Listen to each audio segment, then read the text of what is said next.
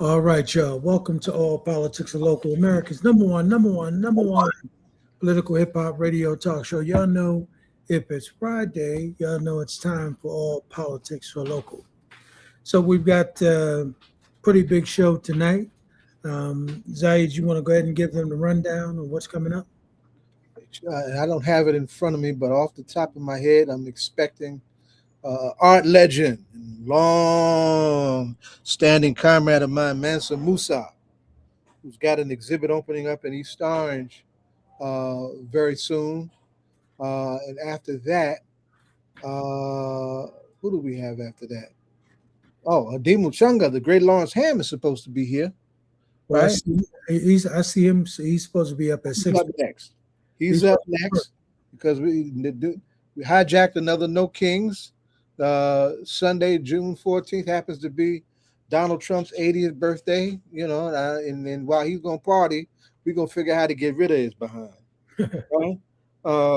After that, Rafisa Shahabuddin is curating two conversations, one with one of our coaching legends and another with one of our commissioners in Essex County, Commissioner Dorian is coming back, and the coach from Shabazz has been lifting up these athletic scholars that's going to be here. So we got a lot going on, and then after that, we've got a heavy conversation. We've got this ongoing conversation with what's going on at Delaney Hall. We'll have the voice of the NAACP, Deborah Smith-Gregory, joining us, and we'll have some faces on location, like J.P. Sloan and the Black Alliance for Peace, who are marking the anniversary of the uprising at Delaney Hall. Yeah, that was an uprising. and Zaid, what about 7:30? Supposed to be Nasir Gaines? Yeah, that's the coach. Yes, that's Coach Nasir. Yes. Okay. All right. Well, I don't see anyone in the background yet, so it's just me and you at this point. I think Larry was supposed to be up first. That's right. Let me text him, but he probably forgot. So, well, of course, you all know that there's a lot going on in the world today, particularly as it relates to, the entire legal system. So we know that there was some cases that were decided. We know that there was also a young man down in South Carolina who was murdered. And of course, the gentleman that, I don't know if I want to call him a gentleman. I want to say that the guy who murdered him was able to get away and move on. Oh, I see Larry in the background. So we'll talk a little bit more about that later. Yeah, his name is Cyrus Comac Belton as we bring the game along. Yeah. 15-year-old kid blown away on some really racist, backwards baggage that takes us back to the 1995 killing of Latasha Harlins. That's a whole. I've been trying to get some LA folks on here to really make those parallels. We've got Adema back. The great Lawrence Hamm is here. Adema, I know we got something coming up on Sunday to bum rush the show. That is the birthday of one Donald the Fascist Trump. Bring us up to date with what's happening and let us know why that's important. What's going on? You're muted, Adema. There you go. Sunday, June 14th. Sunday, June 14th. June, not January. I say yeah. Sunday, June 14th. We 2 o'clock p.m., 2 o'clock in the afternoon. We're having the End the Trump Dictatorship March and Rally. Sunday, June 14th, 2 o'clock p.m. at the Rodino Federal Building, which is 970 Broad Street in Newark, New Jersey. We're going to meet there. We're going to rally there. And we're going to, of course, counter protests against this sham celebration that the Trump administration is having. Ostensibly is supposed to be to celebrate the 250th anniversary of the United States, of the founding of the United States. But we really know that this is an orgiastic, narcissistic celebration for Donald Trump. Uh, and it really is a disgrace to the country. I mean, it's the 250th anniversary of the country. And how do you celebrate it? You have a gladiatorial fight on the White House lawn. you you set up a UFC fighting ring on the White House lawn. I mean, it harkens back to the days of Nero and the days of Caligula and all the other decadent Roman emperors. And also, they're using it as an opportunity to try to propagate this white supremacist historical narrative of the founding of the country. We know what the truth is, that this country was founded on the genocide of the indigenous people. We call them Native Americans, and the theft of their land, and the enslavement of Africans, millions of whom dragged out of Africa against their will and brought here and enslaved, and the theft of their labor. So you have the theft of land and the theft of labor, and those two commodities, and laid the basis for the agricultural revolution and then the industrial revolution, which made this country uh, one of the wealthiest nations on the face of the earth. So we're going to be counter protesting against this sham celebration. We're going to be exposing the. I think we lost Larry. You muted, son. Back himself off. I think we lost him. Yeah, this is. Let me just say this as he tries to come back on. Hopefully, I hope he figures that out. Um, no Kings. This we started to call this thing No Kings 4, but the actual base, the organizing base of this No Kings network, is actually doing something else on the national front, and just some select cities who think it's important to seize the moment and to continue the protest rhythm of No Kings are doing what we're doing on Sunday. So I want to say that. I want to say that it's also endorsed by the Martin Luther King Convention that came out of the big march and rally that we did soon after Trump was elected on Dr. King's birthday. We had coalition that's still meeting, still working, and still has things on the horizon.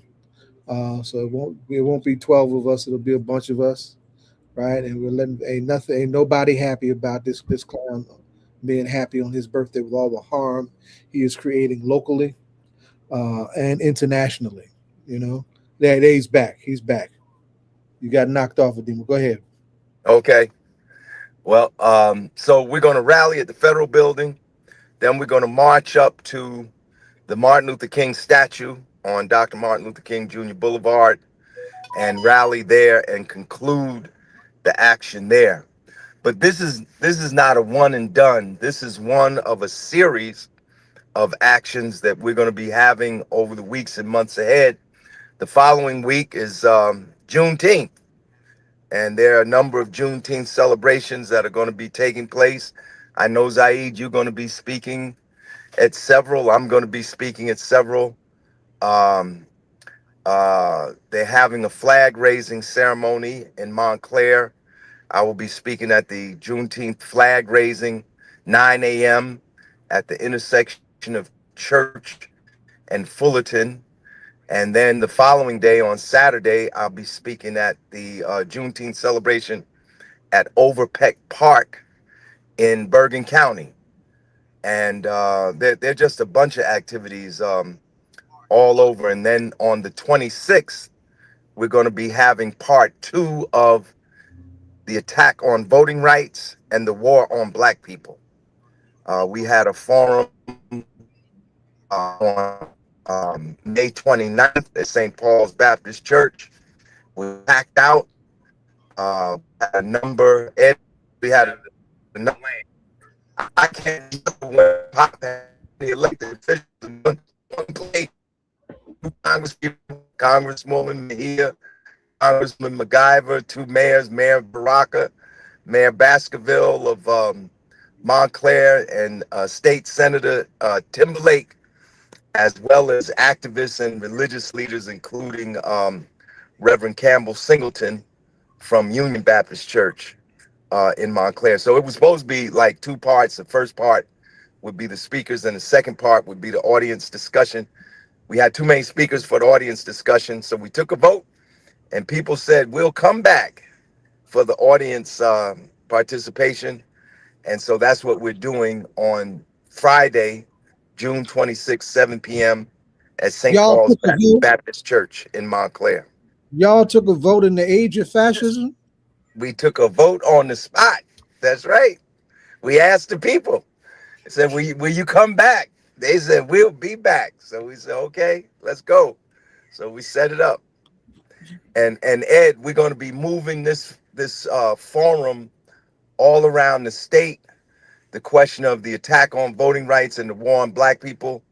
We're going to have a forum at the Plainfield Library on July 18th. We're going to have it at St. James Church in Newark on July 29th. And other dates are being organized by other activists in different parts of the state.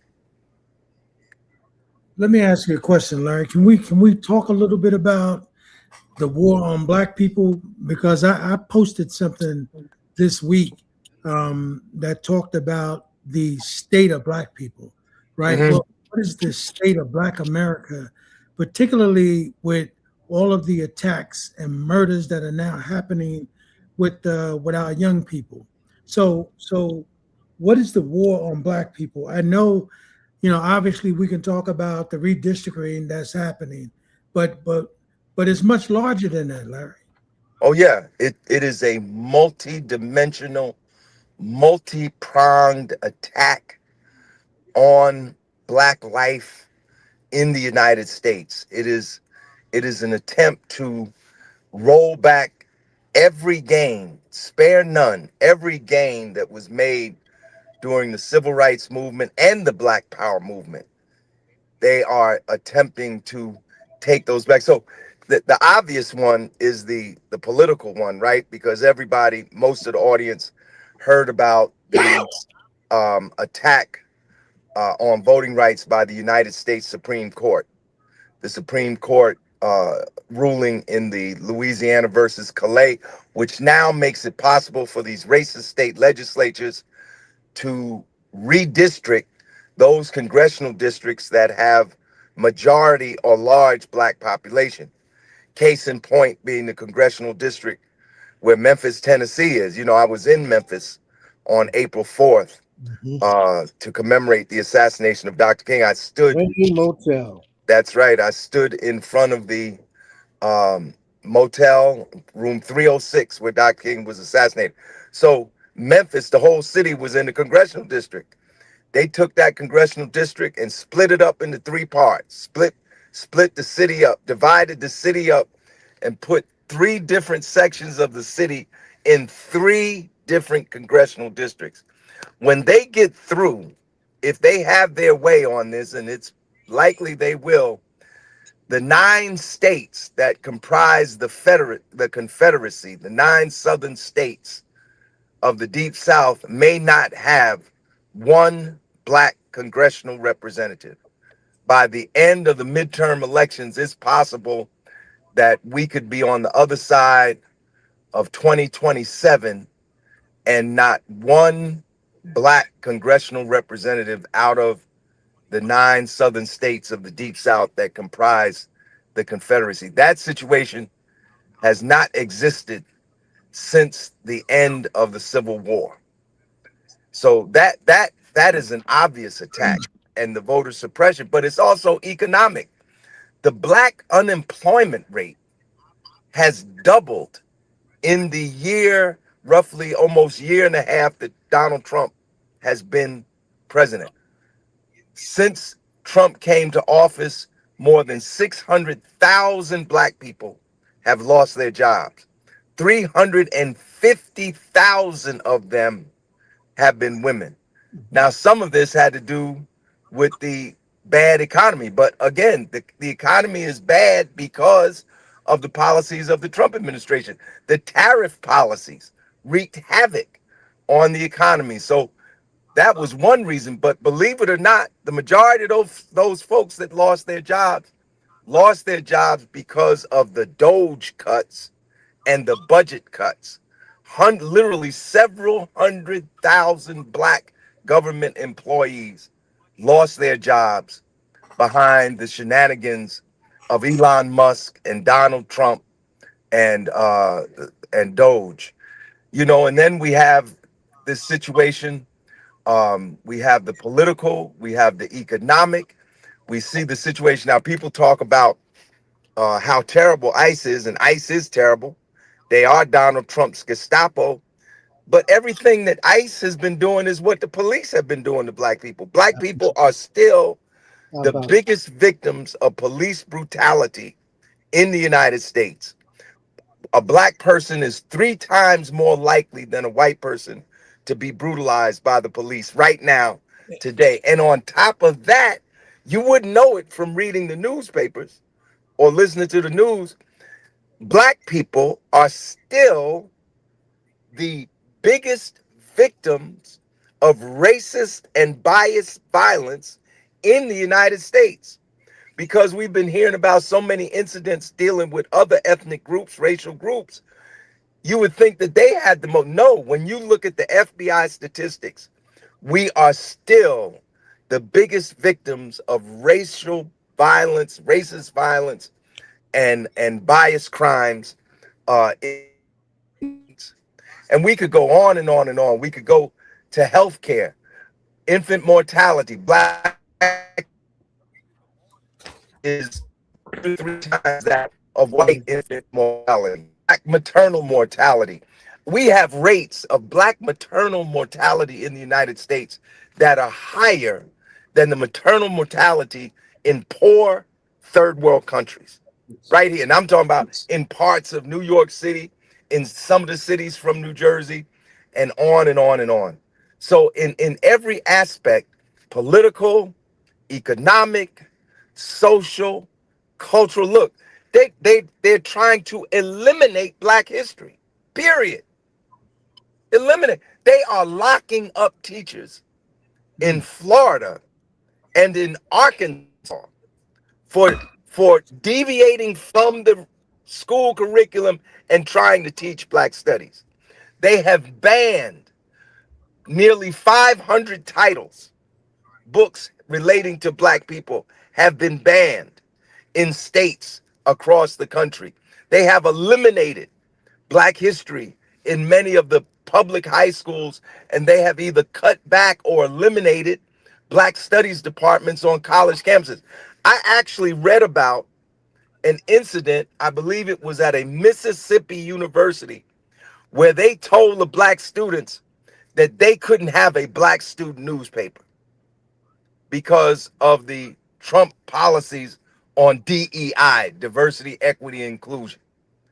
They told the students at a university in Florida that they couldn't use the word black for their Black History celebration. How you have a Black History celebration? You can't use the word black, or you can't use the word, you can't use the term African American. How you gonna have a Black History celebration? It's crazy. It's like a kind of madness, a kind of racist fever dream has gripped the whole country. The whole country is mad. It's not just Trump is mad. The whole country has gone mad.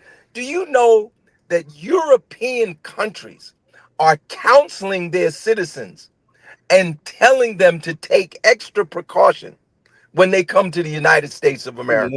Oh yeah. Because there's so much violence on the streets of the United States. It's crazy what's going on. And Larry, in what state are they? I heard you say they're locking up teachers in Florida. Yes, Florida. Florida.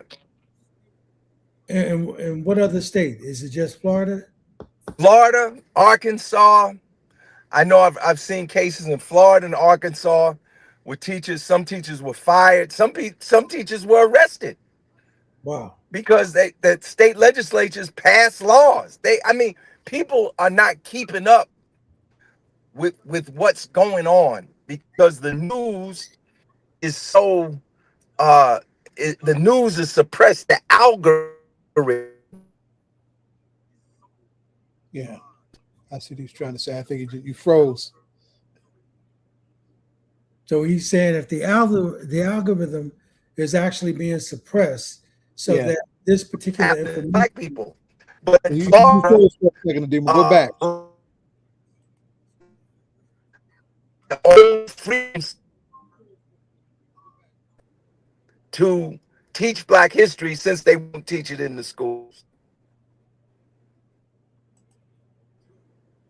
Hey, Larry. Hello, hello. Yeah, Yeah, you, you you, freeze. went, you went out a little bit. Did I freeze? Yeah, Yeah, yes, you did. So just rewind what you said. You all right? We here.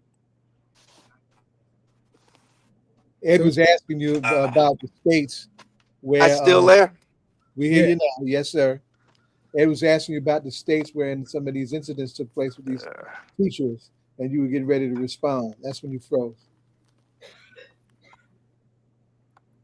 You there?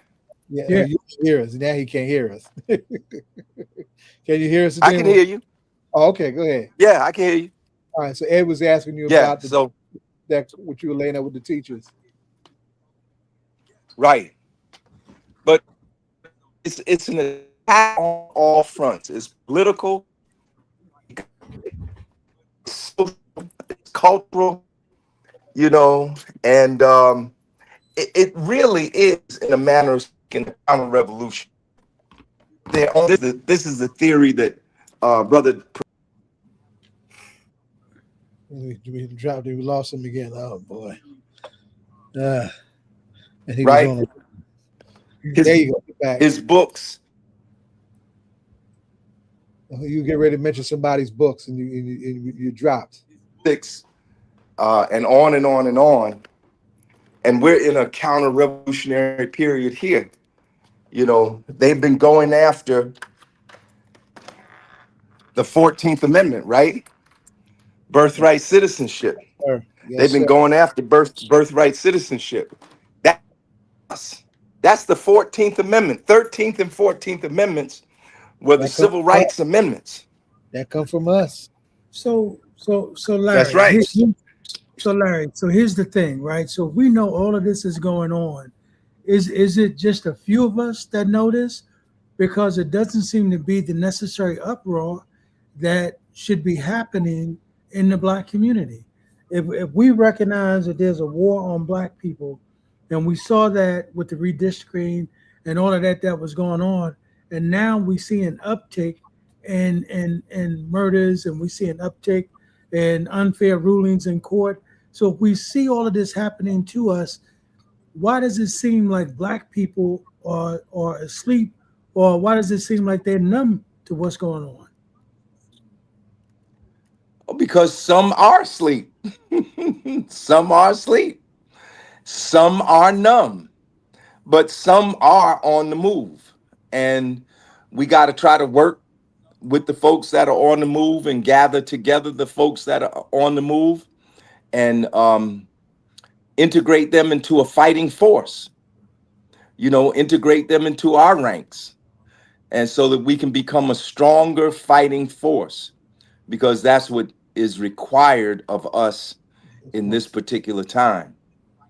Um, I was having this conversation earlier today with someone, and he was saying, you know, that at the point that we should be at our strongest, we're actually at our weakest, and we have to reverse that situation.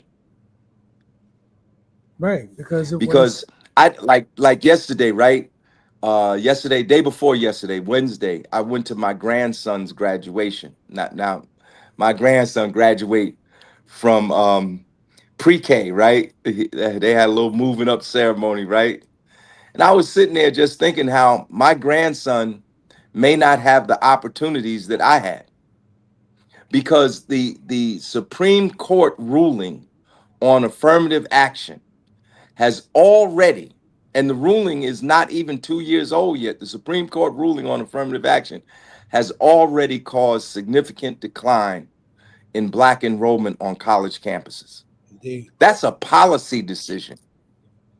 That's a policy decision, you know, and that's politics, because the president appoints people to the Supreme Court.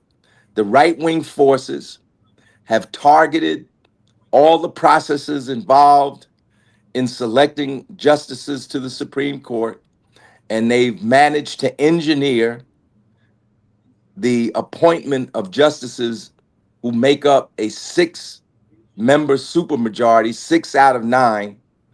You have a super ultra conservative majority now in the Supreme Court, who has made it its business to undo everything that the civil rights movement and the Black Power movement.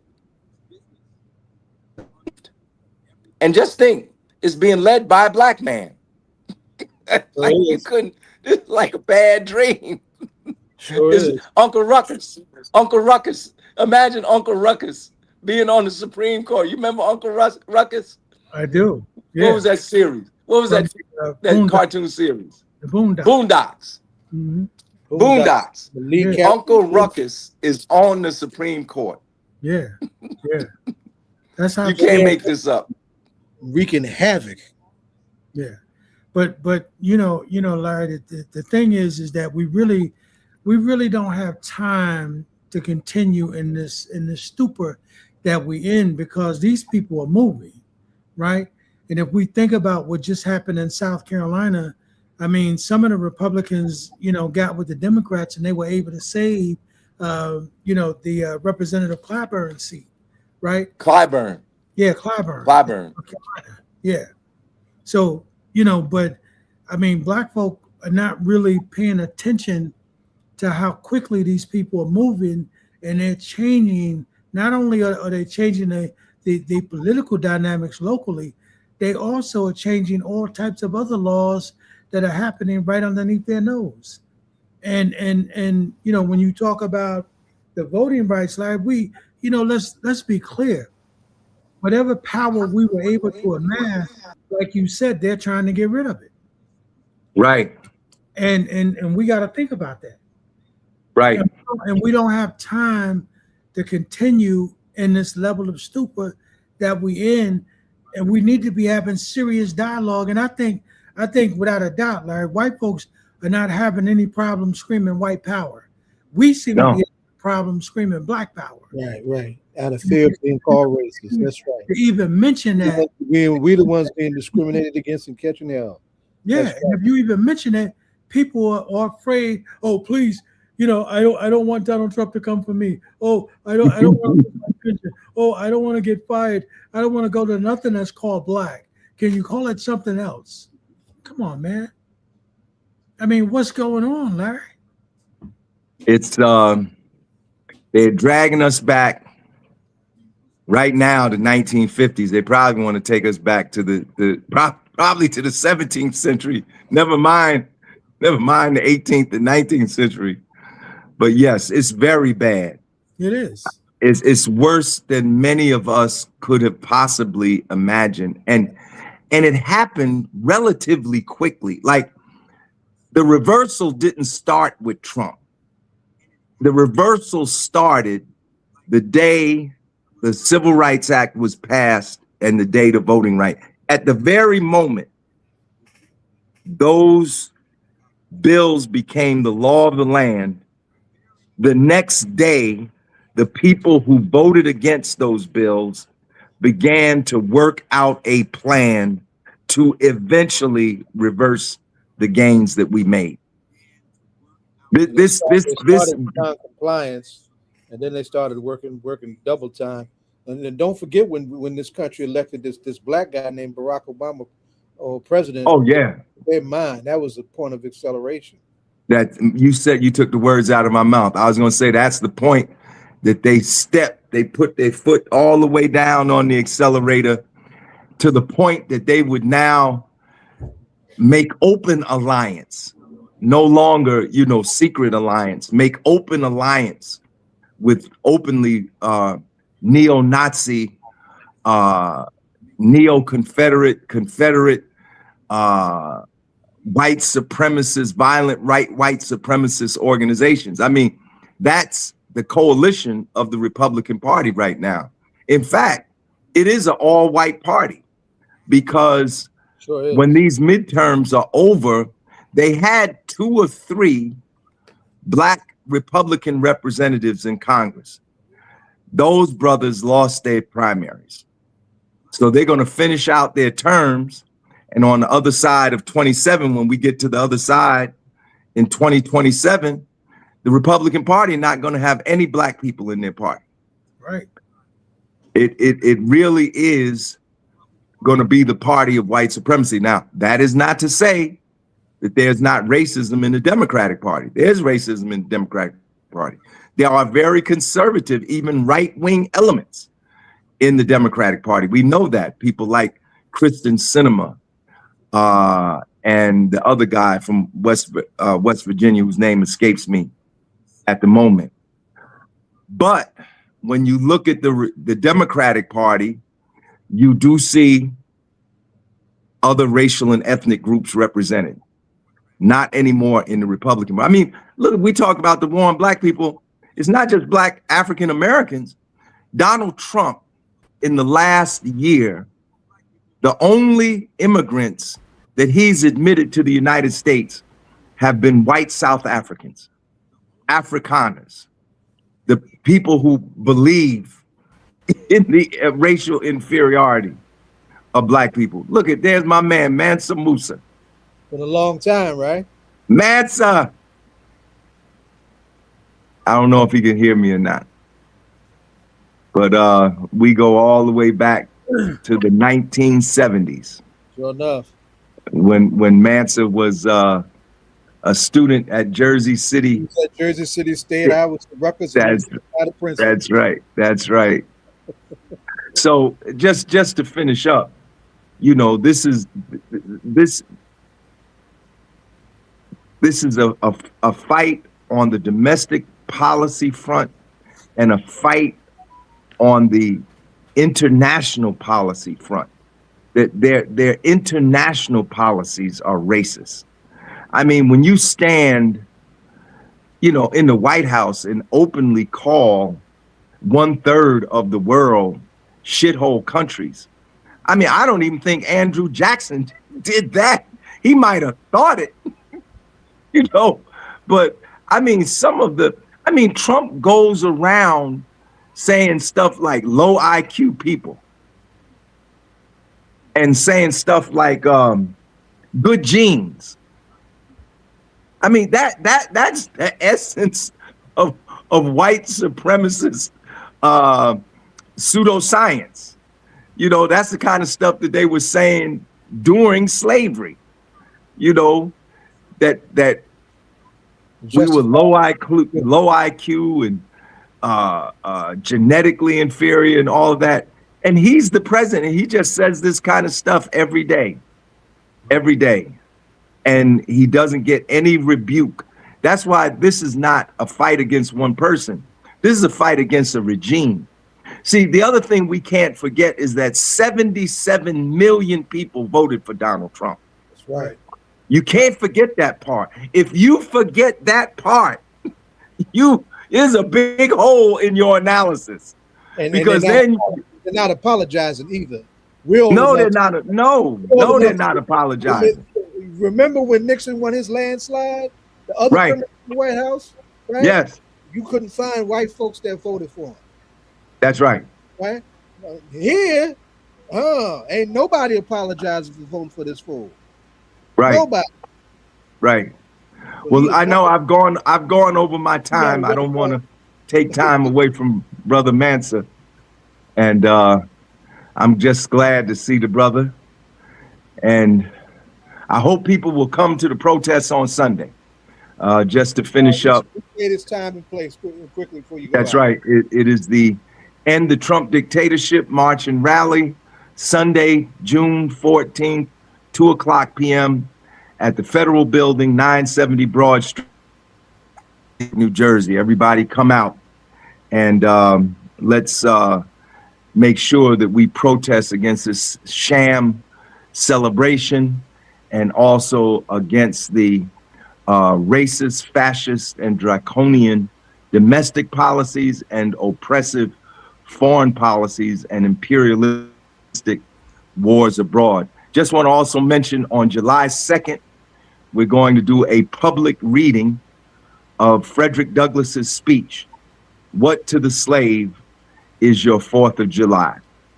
So this is going to be a collective reading. If people want to read a couple of pages from the speech, we invite people to come and read. We invite people to come and listen, and we'll have more to say on that next week. Thank you. Thank you for having me on. All right, Brother Demon. Power to the people. All power to the people. All right. That as a monologue. Did it for WBAI years ago. The great Gail Walker produced it for her show, and she had a show on BAI. Mansa K Mussa has come. Welcome back, beloved. What's going on? Mansa, can you hear us? I think he's having trouble hearing us. Can you hear us, Mansa? I can't hear you. Uh-oh, that's Can a you problem. hear me? We can hear you okay. Go out, switch browsers, and come back on. Ed, see if he can hear you. Can you hear me? Yes, I can hear you now. Okay. All right. Can you hear Zaid? Say it one more time, Zaid. Mic check. Can you hear us now? Can you hear me now? Zaid, I can't hear you. Yeah. He's having a problem. Go out and change your browser. We'll see if that'll work. He didn't hear me. Say that. He didn't hear me. So Zaid is asking you if you can go out and come back in. Go out. Yeah, change your browser. You want me to, okay, log off and come back in. All right, I'll do that. Right. All right, hold on. But listen, Zaid, I think that what's happening to us, man. Well, I'm saying I was going to jump in, but go ahead. What's happening to us, and I mean what's happening to Black people. I think that, you know, we're walking around like we're in a coma, man. You know, and we got. I think it's a lot of things. One, I think still can't hear you, Zaid. Yeah, that's crazy. That's crazy. So Zaid, you want to go out? Technology. I'll go out. You go out, come back in, Zaid. I'm going to let him. Wait a minute. So we can hear I got you. Come on, brother. We can hear you. We can hear you, sir. All right. Peace. How are you, brothers? What's going on, beloved? What's going on? Still doing this work, man. Still doing this work 50 years later. Incredible work, too. Now, let me open this conversation in this way. We wanted to spotlight, of course, the new exhibit coming up in East Orange. But, you know, a little while ago, on September 25th, somebody who I knew well and was a huge personal inspiration to a whole lot of us, named Asada Oluwala Shakur, left us for the land of the ancestors.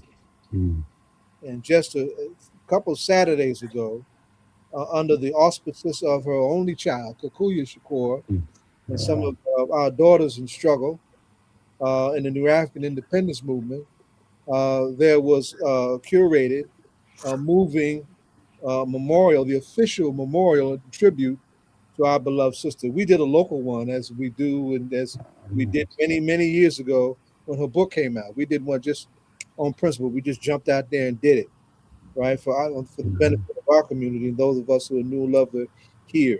But the official one was at Riverside Church, standing room only attendance. What some may have missed, and I know I couldn't see it because I was up in the rafters in the nosebleed section, right? Down front was this incredible altar. And I got the pictures that it got to me, you know. Some of us ain't had the time to even grieve over this, but when I saw that altar, saw the pictures on that altar, I said two things. Mansa killed it, and wow, you know, I'm glad that that got lifted up in the way that got lifted up. So That was a blessing. I wanted to really commend you for that. That means a lot to all of us, but also means a lot for our spirituality. I just want to lay out the importance, the huge importance of our spirituality and its Africanity. Mhm. Not apologizing about that is one of the underpinnings of why we do what we do and roll in this very unapologetic, revolutionary way. In way she certainly did, way she most certainly did. So I wanted to let me. Mansa Mussa, Demo had already shared how we go back when we were young, coming in and out of the whole Mm. black college days, scene, the early days of anti-apartheid and all of that. Mm. Right? Yeah. But one of the few of us that has had the singular focus of what he was gifted and meant to do is this brother right here. He young. I mean, we were very young, right? Yeah. He put his own stamp on his eye as a photographer, his own Mm. stamp on his creative gifts in terms of making art, and that stamp has been disseminated with honor and respect all over the world. A lot of us didn't have that focus. A lot of us is Mm. all over the map, and a lot of us is just straight crazy. Well, I was one of the crazy ones too. I can't lie. But you found and kept your focus, right? Ademo kept his Yeah. focus, right? Yeah. And it made an impact that has been a lifelong legacy of your work. We talked about when we were struggling against apartheid. How many of us have actually been to the transformed South Africa since then by virtue of the work we did? You can say Yeah. that, right? You Yeah. can say how many times you've been back and forth to Cuba. It's fully engaged, not as a no damn tourist, right? Or somebody Mm. just Google out trying to see something that a secret has been kept from them, but fully engaged based on who you are and what you represent as an artist and as a person that speaks to the question of international human solidarity that is very much aligned with what Cuba is, right? So I Mm. wanted you to just open up and just give us your own take on how you got pulled into this thing for Asada, your own take on Cuba, because Cuba is under attack now. And then let's jump into your upcoming exhibit. Well, thank you for those kind words, brother. It's been a pleasure seeing your growth over the years from Black organization students back in the early 1980s and late 1970s.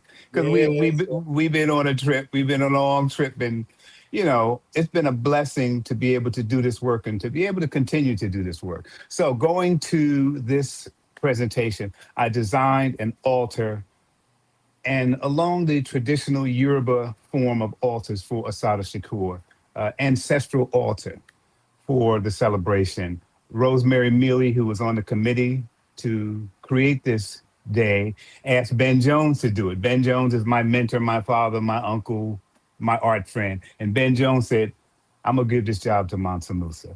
And so he did. And so for the last 2 months, I worked with her daughter, Kikuya, bringing together the elements of art and photography and design and 3D art and the things that I do. I first saw these transatlantic altars in Santiago de Cuba in 1987. I first saw an altar and I was just amazed by what I saw. And so in my practice as an artist, I've done these altars several times. So it was an honor to do it. I wasn't able to go into the space to Riverside Church and actually build it. So I was actually building it on the computer. I was putting things together, then cutting and sticking and pasting them together. I didn't know what was going to happen on that day. I went in there at 10 o'clock. I had two younger sisters and we went poof. We put that thing together in 2 hours. And it was a blessing to see the people's reaction to her legacy being continued and presented in this manner. And that was the thing that impressed me the most.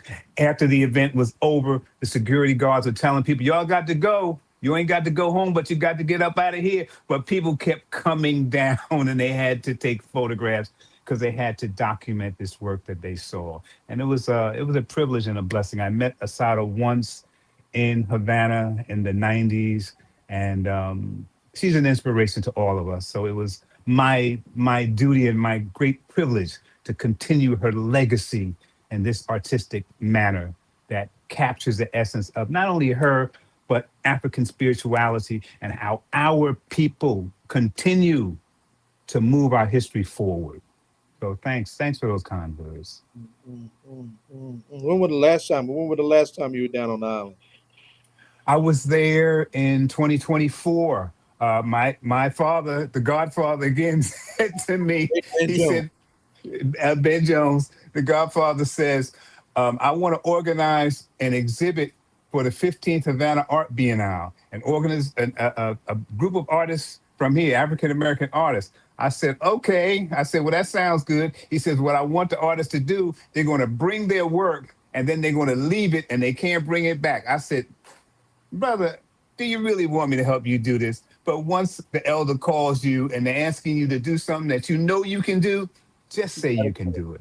So Tony Thomas, Ben Jones, and I organized 27 photographers, artists, visual artists. There were 2 filmmakers too. We went down to Havana for the 15th Havana Art Biennale, which was in La Casa de Africa, and the show was just spectacular, man. It was just Name well some of received by the people. Yeah, name some of them. Miss, you got free space here.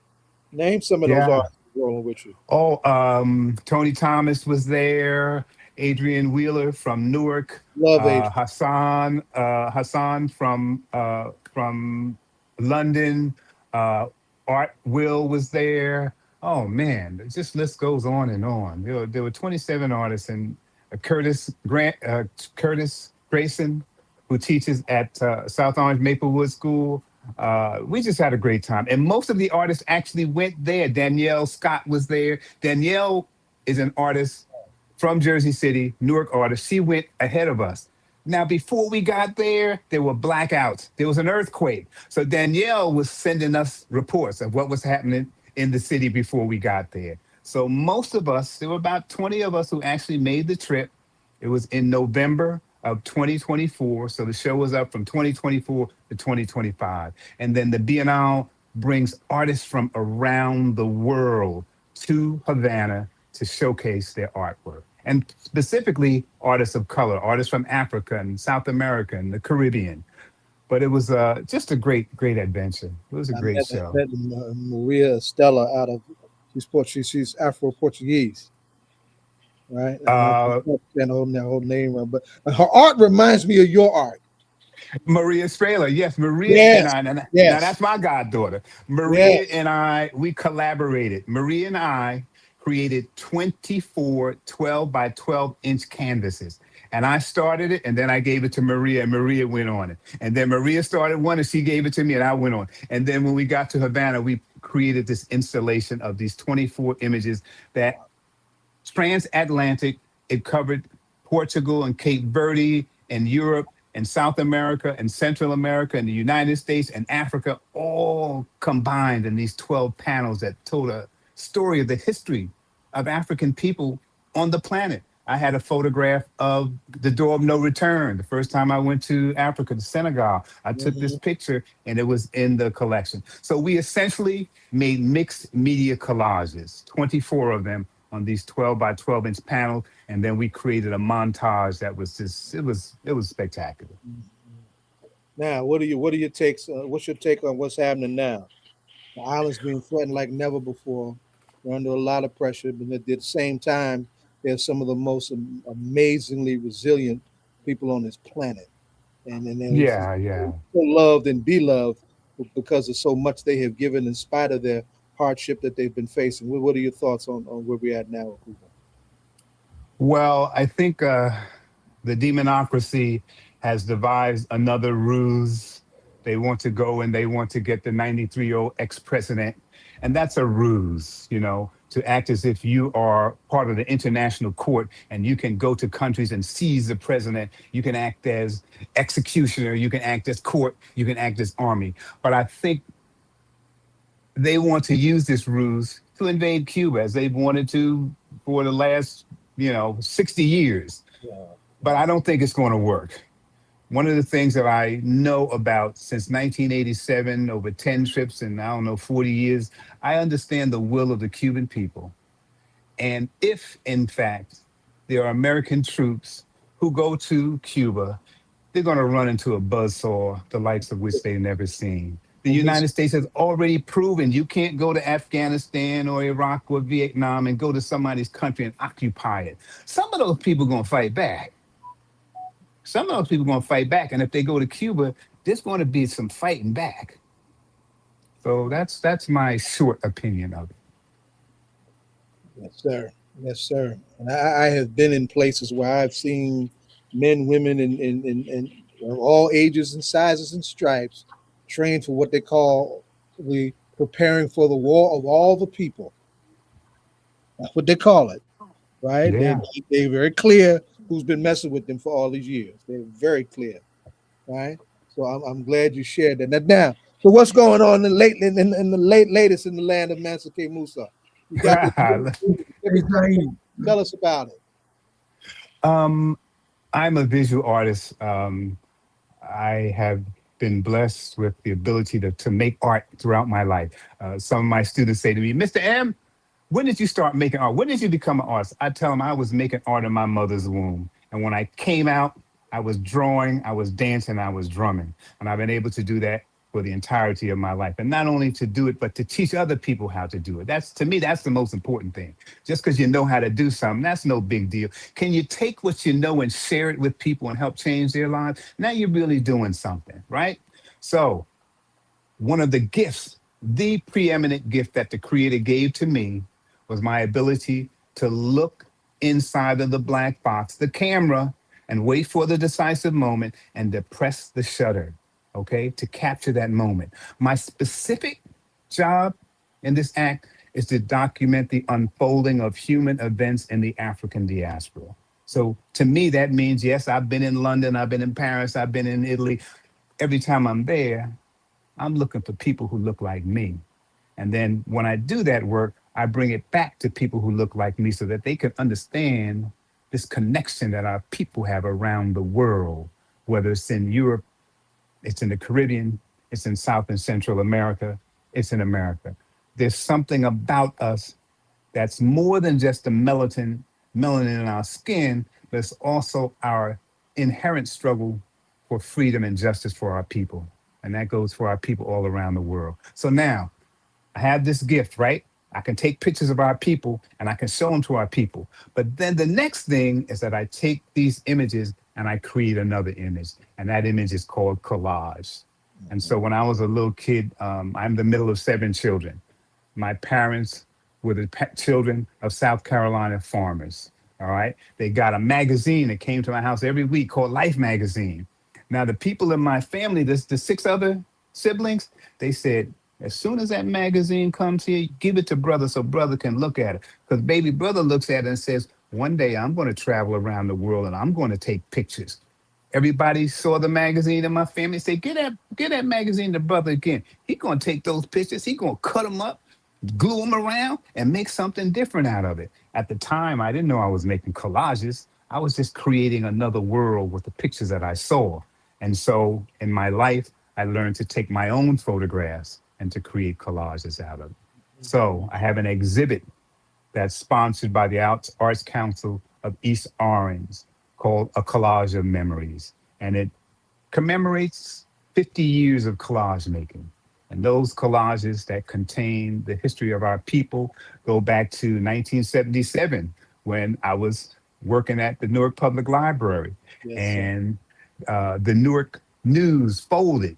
And so they gave the library all of their pictures. And from 1977, I created my first great collage called The Greatest, Muhammad Ali. So that's going to be in the show with 20 other collages featuring images from Cuba and Africa and Central America.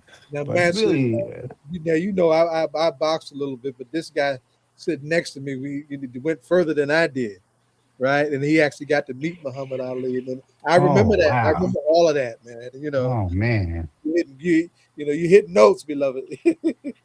Yeah. He was my And it's third 50 hero. years.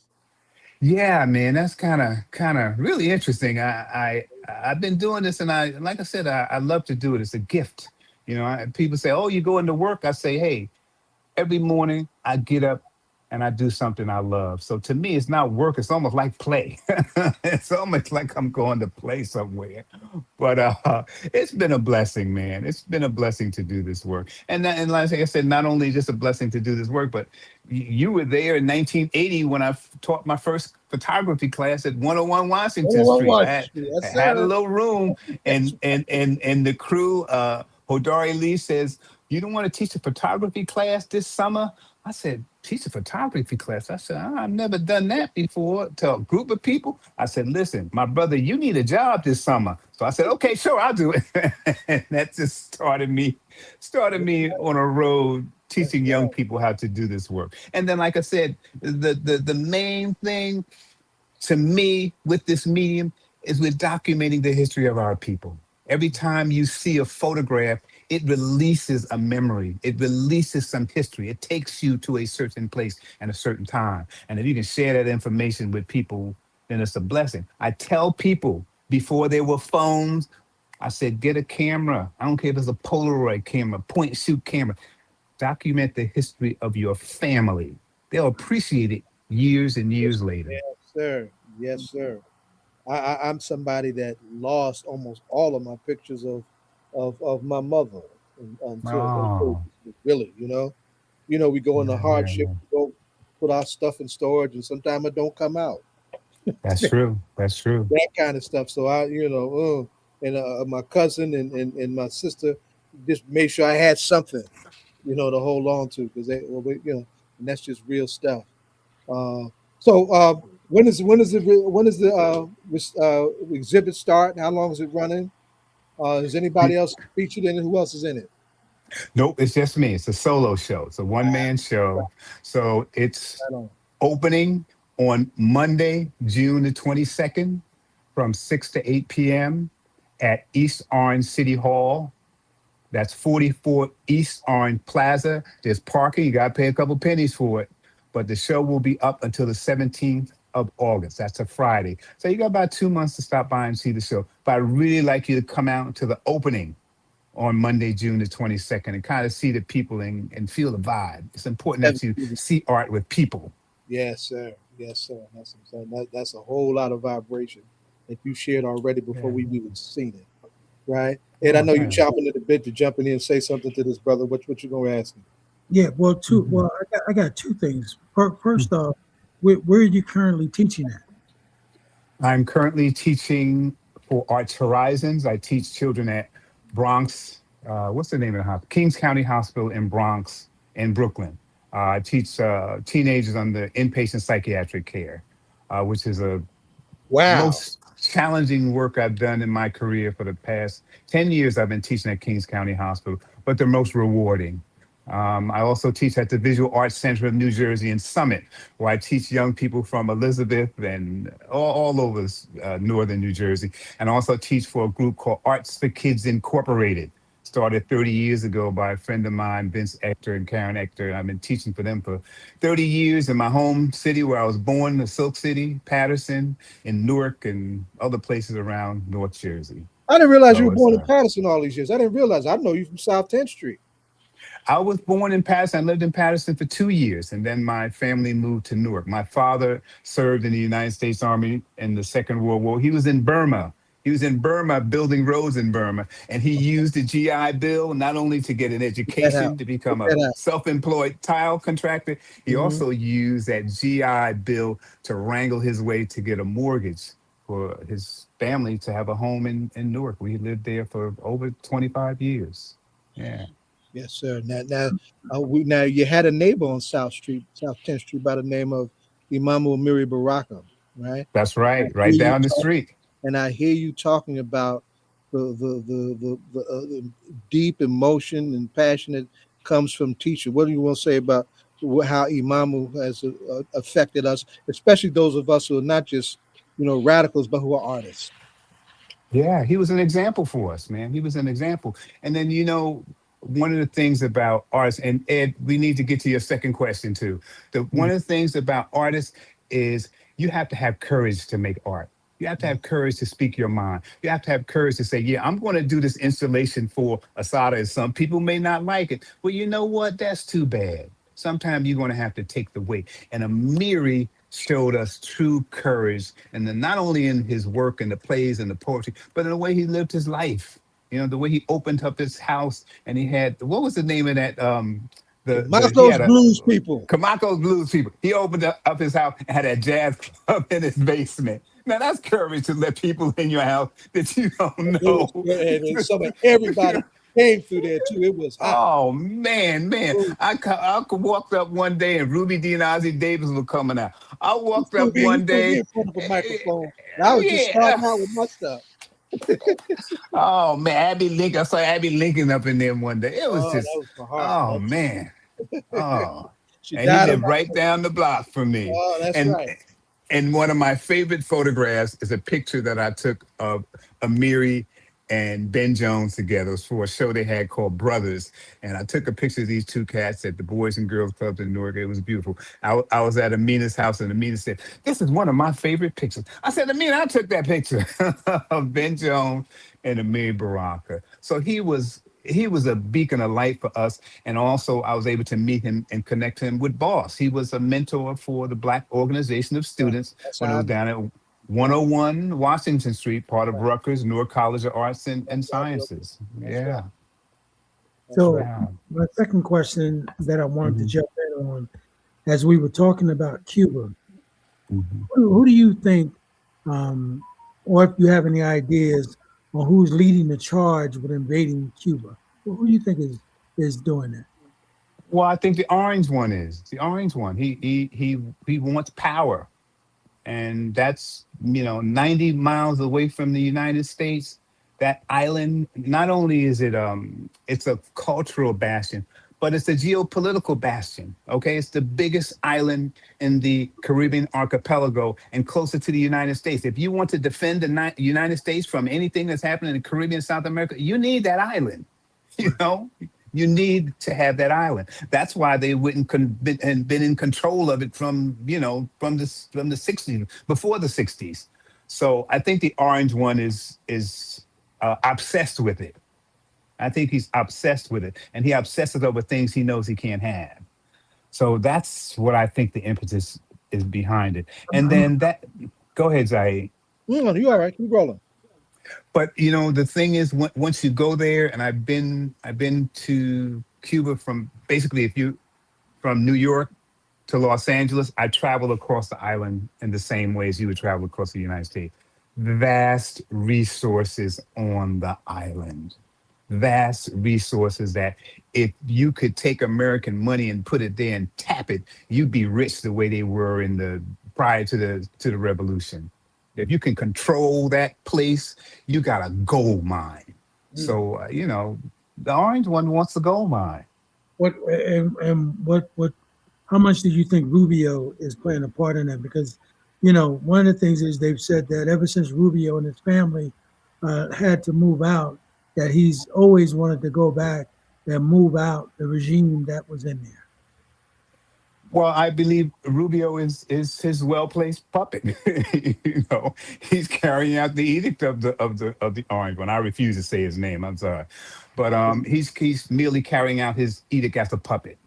But there are people who lived in Cuba who had power, who are gone, but they pass that information down to their children of what it was like and what kind of power they had on that island. And to this day, they still want that power back. It's not going to happen, but I think Rubio is, as his puppet maker, he's got the two things. He's got the U.S. government behind him and what they want to do, and he's got his own personal history and heritage of his families having lost what they had there, and this wanderlust about, we're going to get it again.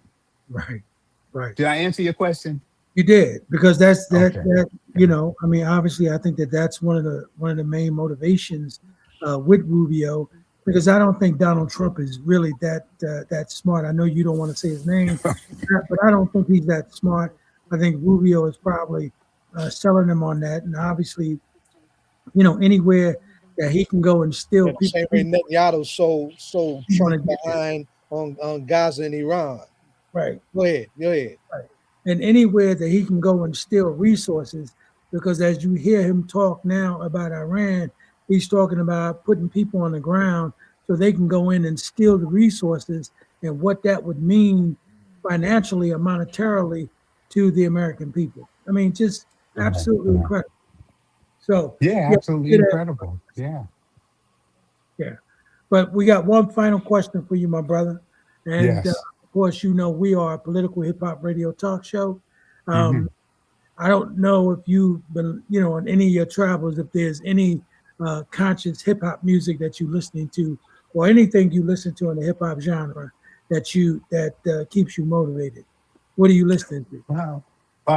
Right now, I'm listening to Outkast's 25th anniversary Stankonia, which is just, Uh-oh. it's just a blast. Those cats, they was great. Okay. They got Miss Jackson on there, which is Yeah.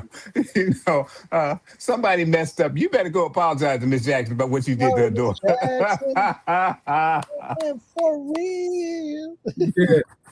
So that's what I've been listening to, their 25th anniversary. And then, I don't call myself a hip hop head. I'm a jazz head. But I Right. do know, and I told these children, I taught for the Newark Museum for many years, and I taught a group of kids at American History High School. So our focus was on hip hop. And I told them, I said, listen, this music is more my generation and belongs to me more than it is you. Because when I was 16 years old, up in the Bronx and in Harlem, I heard them people scratching them records. I said, what's wrong with them? They messing up them records. Right. I said, this is my music. And we did a program on Is Hip Hop Dead? Right. And we had conversations about what is hip hop. At the time, Wu-Tang Clan had came out and they had the Wu-Tang clothes and the records and all this stuff that turned hip hop into an industry. So Right. we talked about hip hop culture and what's hip hop culture. And the one kid said, Mr. M, there's something called hip hop food and hip hop culture. I said, man, what you talking about hip hop? He said there's fried chicken. He said this collard green. He said this cornbread and potatoes. I said, brother, that's down home South food. That's not hip hop food. Is that just hip hop hungry? That's what that is. Yeah, I said that's just the food of our people from the southeast. But I said, okay, if you call it hip hop food, it's hip hop food. Yeah. Well, my brother, we appreciate you coming through, man, and definitely look forward to having you back on. Why don't you tell folks one more time about where the show is? One more time, the exhibit, a collage of memories, a compendium of 50 years of collage making featuring images of our people. It's going to be at East Orange City Hall. The opening reception is Monday, June the 22nd from 6 to 8. You can park in the parking lot. Come hang out. The show will be up from June the 22nd until August the 17th, which is a Friday. And the gallery's open from 8:30 in the morning to 4:30 in the afternoon. All right? Yeah, powerful, beloved. Powerful, beloved. And that I'm gonna try and get there. I actually work in Patterson.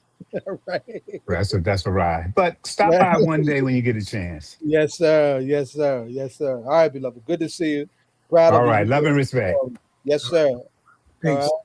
And Peace. who we got coming back here? This one I seen since she was a baby, right? And she all grown up now and got people voting for and all kind of goodness going on. Dorian, what's going on, daughter? What's happening? Hey, Bubba, how are you? Hey, Mr. Riley, good to see you as well. How you Hey, doing? everyone. Good. What's going on, Madam Commissioner? I miss hearing your voice. The last time I saw you was at a protest, I think was the last time I seen you, right? When we ran into each other. That's usually where I be, but I hope that's not the only place you saw me. Exactly. Oh, man. Whew, what kind of times we in, right, my Lord? Whew. So tell us what's going on. What we got this drum for you. What you sounding the drum about today? What's happening? Oh, man, I got a drum of lament for Carmelo Anthony, for all the young Not black the boys. basketball player Carmelo Anthony. Not that one. Young boy in Texas. That's right. Go ahead. Make it plain. Nah, listen, you were about to say it as it was, but basically the truth. Some people don't know.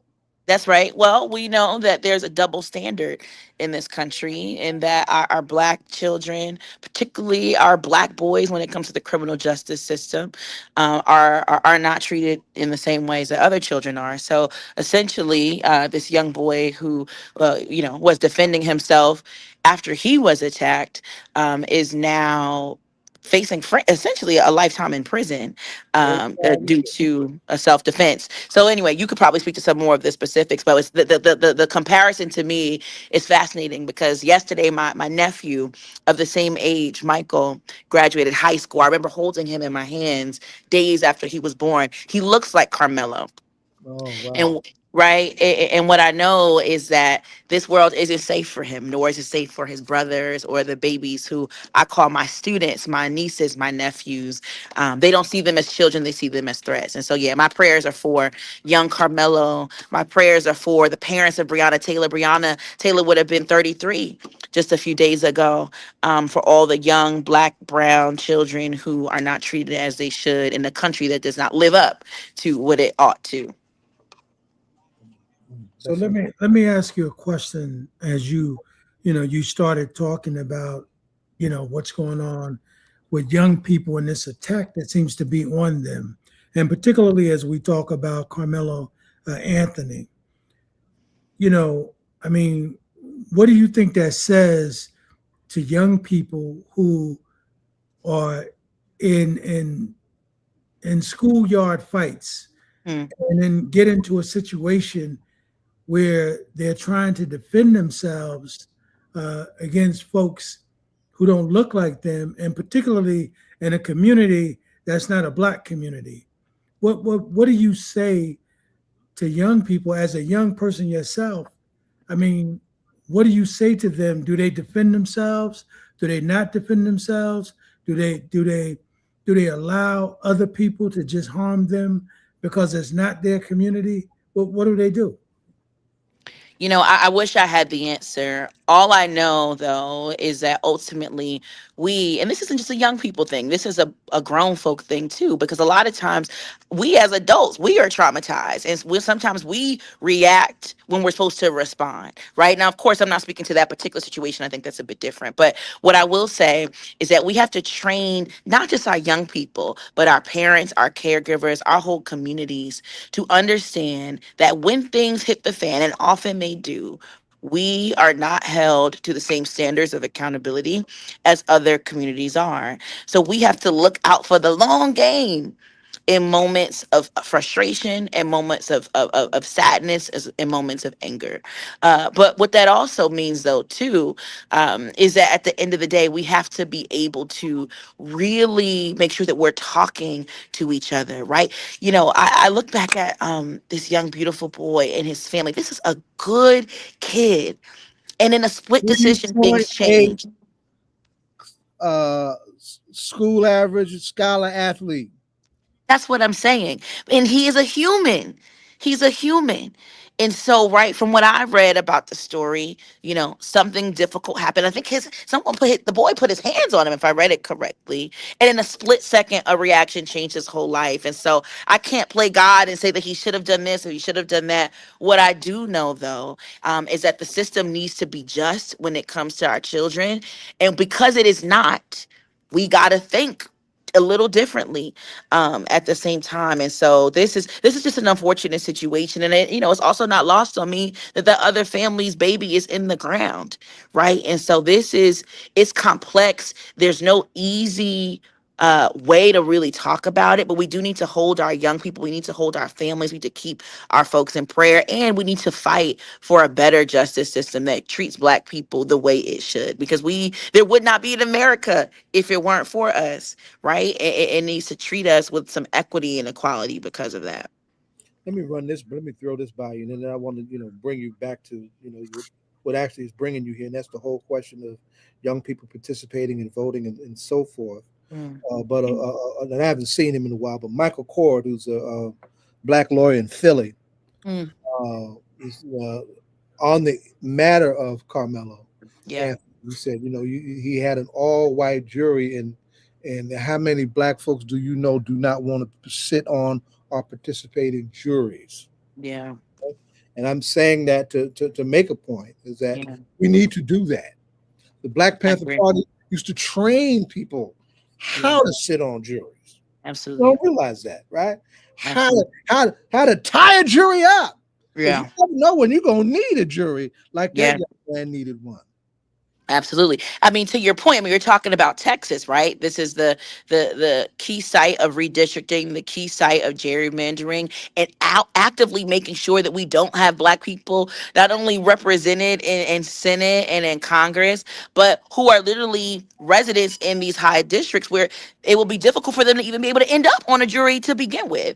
And so, again, we're dealing with a multi-structural system that's attacking us from various ways, and that looks like the courts, that looks like the representation at the federal level, state level, and the like. And so, yes, we need to serve on jury duty, but I would argue, and I'd have to double check the numbers on this, but Black folks are registered to vote. We're showing up for jury duty, right? Like when we're called to it. I think the question is, do we have a court system that's actually going to make sure we have congressional maps, right? And state maps that even allow for Black people to be represented in the districts that they're showing up to jury duty for. So it's so many layers to this, and I'm glad you pointed that one out as well. Yeah. Ed, whatever happened to Batson? The case we're talking about, right? No, say that. You said Batson. I couldn't quite hear you. Anyway, Ed is a lawyer, right? I was actually Yeah. looking at Ed. Batson was a case that said you can't use race to eliminate jurors from sitting on a jury. They do it anyway, Mm. but Mm. the fact that it's there, I'm just raising that hypothetically, just to for sake of advancing the argument. Well, I'm glad that you spoke to that, though. I watch a lot of legal dramas, and as I was watching them recently, I learned how much, certainly depending on the case, but how much discretion the lawyers have and who can even be a juror on certain cases, right? There is a lot of work that goes into making sure that only certain people can even show up on that particular Research juror. is huge. 1000%. Because I can imagine it was an all white jury, but I don't know if there's only white folk who live in that county, right? And so, again, this is a multi structural issue that requires a multi structural response. And that looks like, being responsive to jury duty, but that also looks like us advocating at the national, state, and local level for our representation and for accountability when that representation is violated. But one of the things that I mean, of course, I didn't really pay attention to the case. I mean, I heard about it just like everybody else. I see some of what's being written. I heard that there were 3 women that were struck from the jury, right? So I heard, Mm. and what it seems like to me, I haven't, really had an opportunity to study the case or take a look at any of the uh, case information or anything that's out there. But it seems like what I'm hearing from some of the videos I've seen of the parents, it seemed like they had ineffective assistance of counsel, because it seemed like Yeah. what I was hearing is that Yes. the attorney was not objecting in the right places that he should have been making objections in order to secure the opportunity to get an appeal. Absolutely. But the problem that you have in Texas is that, particularly someone who's been convicted of murder, and also this 35-year sentence, it seemed like they had a plan to immediately move to not only convicting the young brother but locking him up. But it Yeah. also seems like they wanted to make sure that all of their sloppiness, that even if you file an appeal, you'd still be working, a year, 2 years to try to get that back to the same court that Mm. convicted him.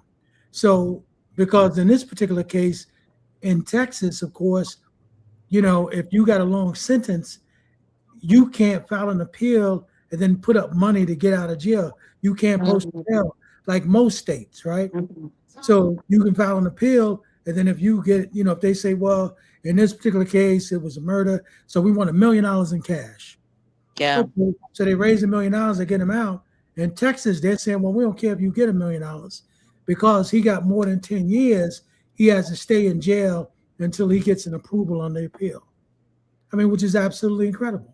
It is, and it's. I'm so glad that you have that particular lens as an attorney. I'm wondering if you could speak to this. You look at Florida. I mean, even Texas.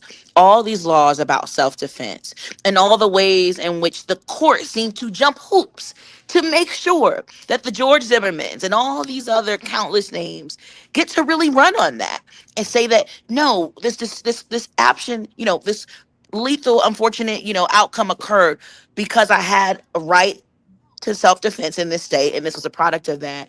And it seems to me, based off what you're saying, and obviously from the evidence of the case, that none of that applied to this baby, and that everything seemed to work in concert with, this court seeming to even work with his own counsel to support something that wouldn't serve in his best interest. It's fascinating to me. Why do you think that the self-defense piece didn't work in a case in a space like this? But that becomes a whole nother set of arguments, right? Because from what I'm hearing, and I heard this from the parents, I saw a video that they posted. They said that the attorney that they had, and I don't know if this was a paid attorney, I don't know if it was a public defender, I really don't know. I mean, I haven't studied the case, but they said that the attorney was basically driving every response and every decision that they were making. So I don't even know if they were putting forth a self-defense case. I don't even know if that even came up. Wow. So there might not even been because I haven't heard the parents, I heard anyone say that. I hear people say, yeah, he was defending himself, and yeah, you have a right to defend yourself, but we don't know if that was what he put forth. We don't know if that was even the case. So that's why I'm saying someone needs to go and do a thorough investigation. Yeah. Someone needs to see all of the exhibits that were presented at trial, right? We need to see all of this. And so you actually need a group. And what I would suggest is that you take a group of young student lawyers who have the opportunity to go in and learn and say, you know what, we want to go in and we want to try and get all of the information we can, and let's study it. Because if the lawyer, because in my mind, if the attorney did not perform professionally on this young man's behalf, sounds like to me he had a great opportunity to file for ineffective assistance of counsel. Because it don't seem like he's going to be able to get out of jail, even if they put up money, because in Texas, that's not going to happen. And I'm telling you, I wouldn't rule out, I'd do everything in my mind, I wouldn't rule out, going and saying, you know what, let's petition Donald Trump. He's letting everybody else out of prison, right? Let's petition him.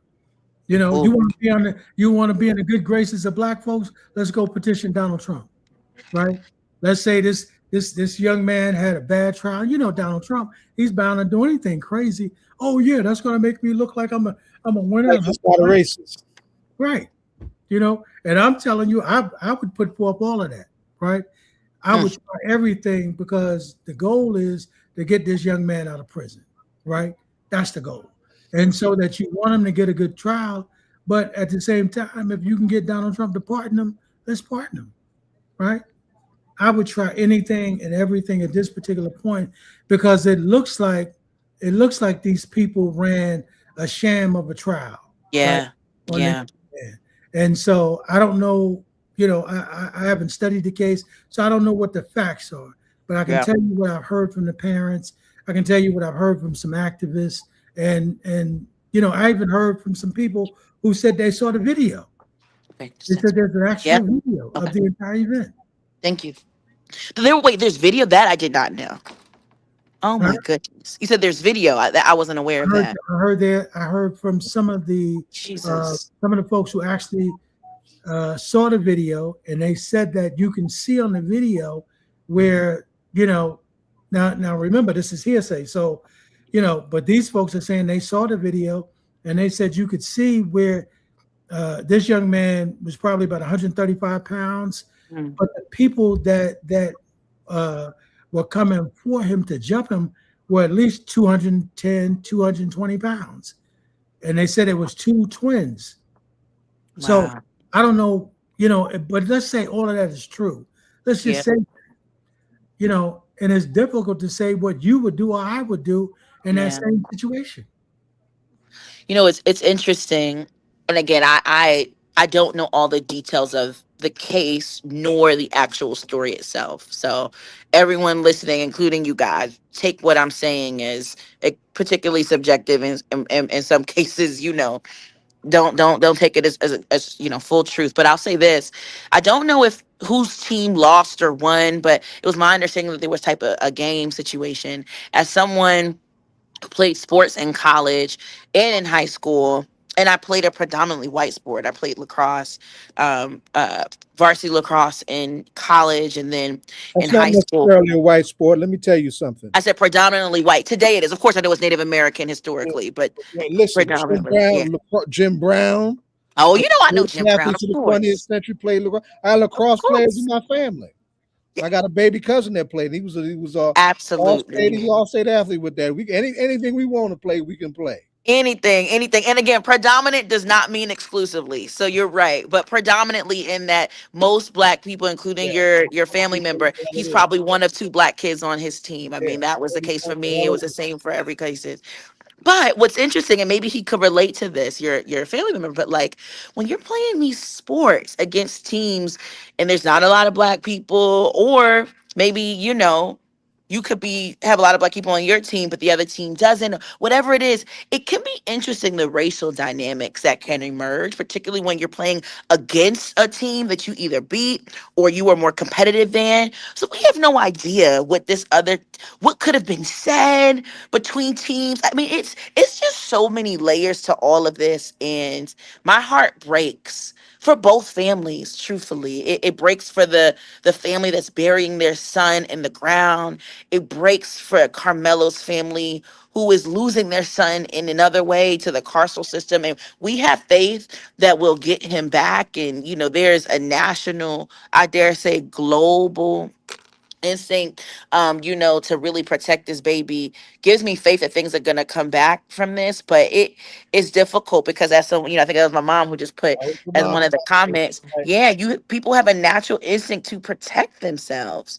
And what happens when some people are protected when they protect themselves and others aren't, and I'll say this though. What's interesting, we like to talk a lot about how young people don't care, young people are disengaged, but that's not true. Young people online, they're talking about this issue, they're talking about other issues as well. I just was meeting with all the Black student union leaders at the county schools literally just last week. Our young people care, they're involved, they're engaged, they have something to say.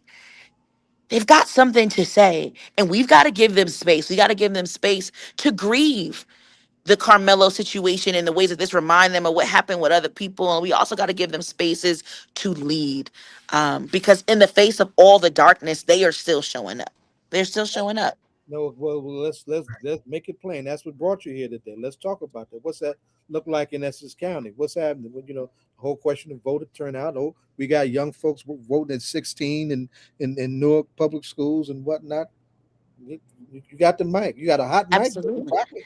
Yeah, I mean, you know more than most, brother, that Newark is, to me, I call it the Wakanda of New Jersey. We know we got vibranium pumping in and through our state, and I think it's particularly replete amongst our young people, honestly. And when I think about the young people in Newark, we've been talking a lot about the school board elections and how for the past 2 years we have gotten hundreds, maybe even thousands of people registered to vote for the school, for young people rather have gotten thousands of people registered to vote, but hundreds of young people themselves at the age of 16 and over are registering themselves to vote in school board elections. And to me, that's a sign that our young people are on the right track, that they have something to say, that they care, that they're making their voices heard about who their superintendent is and what type of school lunches they get and what the policies are that govern their schools. I heard you guys were on with brother, Mansa right before, and you guys were talking about brother Amiri Baraka and sister Amina Baraka, and you think of the legacy We of were that family. I mean, they were young and they cultivated young people. They had schools, right? And so it's just, this work has always been an intergenerational movement. It's always been pan-africanist. It's always been multifaceted. It's always centered the arts. Our young people are not just leading movements, but they're making music. They're making TikToks. They're creating, they're ideating, and their art is a part of their activism. And so I personally am particularly inspired when I think about the state of our young people today and where they're going, even though they're confronting so many challenges. I'm overwhelmed with joy. Well said. Well said. Well said. We had an election recently, a county election. That's right. And some new folks on, to work with you on the county commission. Any thoughts you want to share about the changing of the makeup of the set of commissioners that you're going to be working with? I'll say Essex County is one of the most diverse counties in the state of New Jersey. It's the second largest in the state. And yet we live in a county where one out of every five, people are receiving SNAP or WIC benefits. What does that say? That says that this county filled with opportunity and access is also filled with inequity and a need to serve those who are most at the margins. And so I'm excited to work with this new delegation of county commissioners who represent every swath of our county, from its suburbs to its cities and metropolitan areas. And I'm looking forward to what we can build together, particularly with the focus being on bringing money into our small businesses, particularly our Black women, veteran owned businesses, folks of color businesses, making sure we emphasize that we need to make sure there's more money going into programs that feed our mothers and our children and our grandparents, who receive benefits to make sure they can have food on the table, right? I mean, these are the priorities for me. These have been my priorities in my first term. I was blessed to be reelected at least through this primary, to win victoriously in this primary last week, and I'm excited about running again in the general and working with the next delegation of county commissioners to do this work. Awesome. Awesome. Awesome. Awesome. Ed, you get ready to jump in? Yeah, I want to ask you to share something Yeah. because I've asked the mayor when he's been here as well, and he sort of talked about it a little bit. Can you talk a little bit about, because obviously we're all proud of you, to be such a young woman, have such a powerful position. Can you talk a little bit about what those Saturday classes or those Saturday get-togethers with the mayor was like? He's talked about it, to have all of the young people come together, and of course you were a part of that, and Yeah. what you got out of that, and how important that is. Because even as I think about Carmelo Anthony, and I think about these young boys in particular, I think something like that that we can do on a Saturday with young men and young women would be valuable, right? To talk Absolutely. about certain skills that you've got to have. But can you talk about what that experience was like for you on a Saturday morning with the mayor? Yeah, I mean, the mayor, and I tell this story a lot, and I always tell it because you never know how God is going to speak to you through someone else. I had been taking my young people, and Baba's I think has heard this story, but I had been taking my young people from my organization She Wins, which is a nonprofit that I started for girls like me who lost parents or siblings to gun violence. And then in doing that work, I saw that there were so many other girls from across the city with various stories of survival and becoming, who said, "Oh, She Wins is a place that I want to be a part of too." So, I've had this group, this dynamic group of girls from all across the city and She Wins. And I had saw an advertisement that the mayor was doing these pancake leadership breakfasts at King's for young people on Saturdays. So I said, this would be great to bring our girls to. So I started bringing my girls to this. I'm like 21, 22 at the time. I don't know the mayor personally from a can of paint, right? I had met his brother, Obalaji, maybe a year or so before. And I always give Obalaji so much credit because I had no place to run my summer program for She Wins. Every organization I went to, everyone I went to in the city turned us down. They were trying to charge us like $10,000 to be there for one summer, or just not letting us there at all. And I met Obalaji right in front of is that Hay Street Library one summer, and we were talking, and he said, "Wait, hold on." We're about to, and we just started talking. He's like, "Wait, you need a place for your program? My brother is about to become mayor. You should be at our Center of Hope for Girls," right? But anyway, I'm not putting two and two together really when I'm at the mayor's leadership breakfasts a few years later that like this is the brother he was talking about. But right?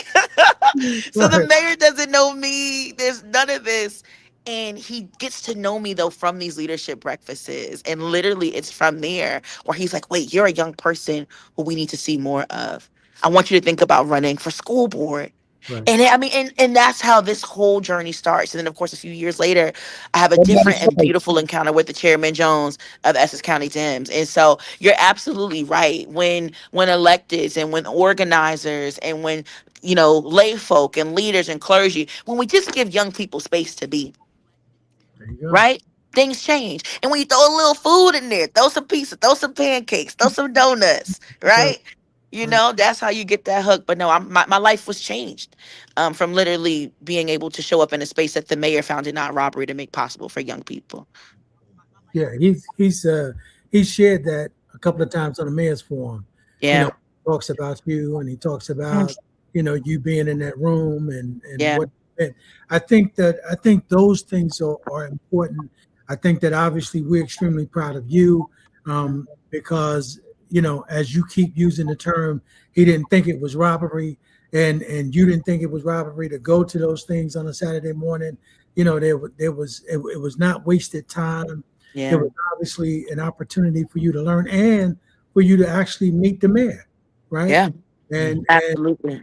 and so most people, particularly in our community, we don't get an opportunity to touch an elected official like, Yeah. right? So that was important for you and important for all of those Yeah. young people that were there. And I think that we need to duplicate that. But I think that story that you tell is important. I think it's valuable, and I Yeah. think it would encourage other young people that when there's an Should opportunity, encourage more elected officials to be more connected too, by the way. that's true. We should do that, right? We should tell elected officials, particularly when they come in. Wouldn't it be amazing? And I'm gonna say this to Leroy when he come by. Wouldn't it be amazing if Leroy did something like that? Yeah. Leroy likes his diner conversations like most of them do. Huh? He likes his diner conversations like most of them do. Yeah. And you know what? To his credit, though, he is done, and I give the chairman so much credit for this. He makes so much space for young people in the Essex County Party. I mean, we have a thriving Essex County Democratic Young Dems Party that's led by pretty much all young people of color. Jasmine Batellis is the president out of Irvington, right? A graduate of Irvington Public Schools. David Doughty from Arts High School, one of the youngest school board members we ever had here in Newark, is on their executive board, right? This is the Essex County Young Democrats. And our county chairman, he understands that you can't have a future if it doesn't start with young people. That's right. And so, but what you're getting at, though, that I think is a really important point, we have to get back to teaching people what civics is, how your voice matters, and how government works. The mayor was teaching us every Saturday in those that upstairs at King's. He had a whiteboard, and sometimes he didn't have whiteboard. Sometimes he just came in with a book.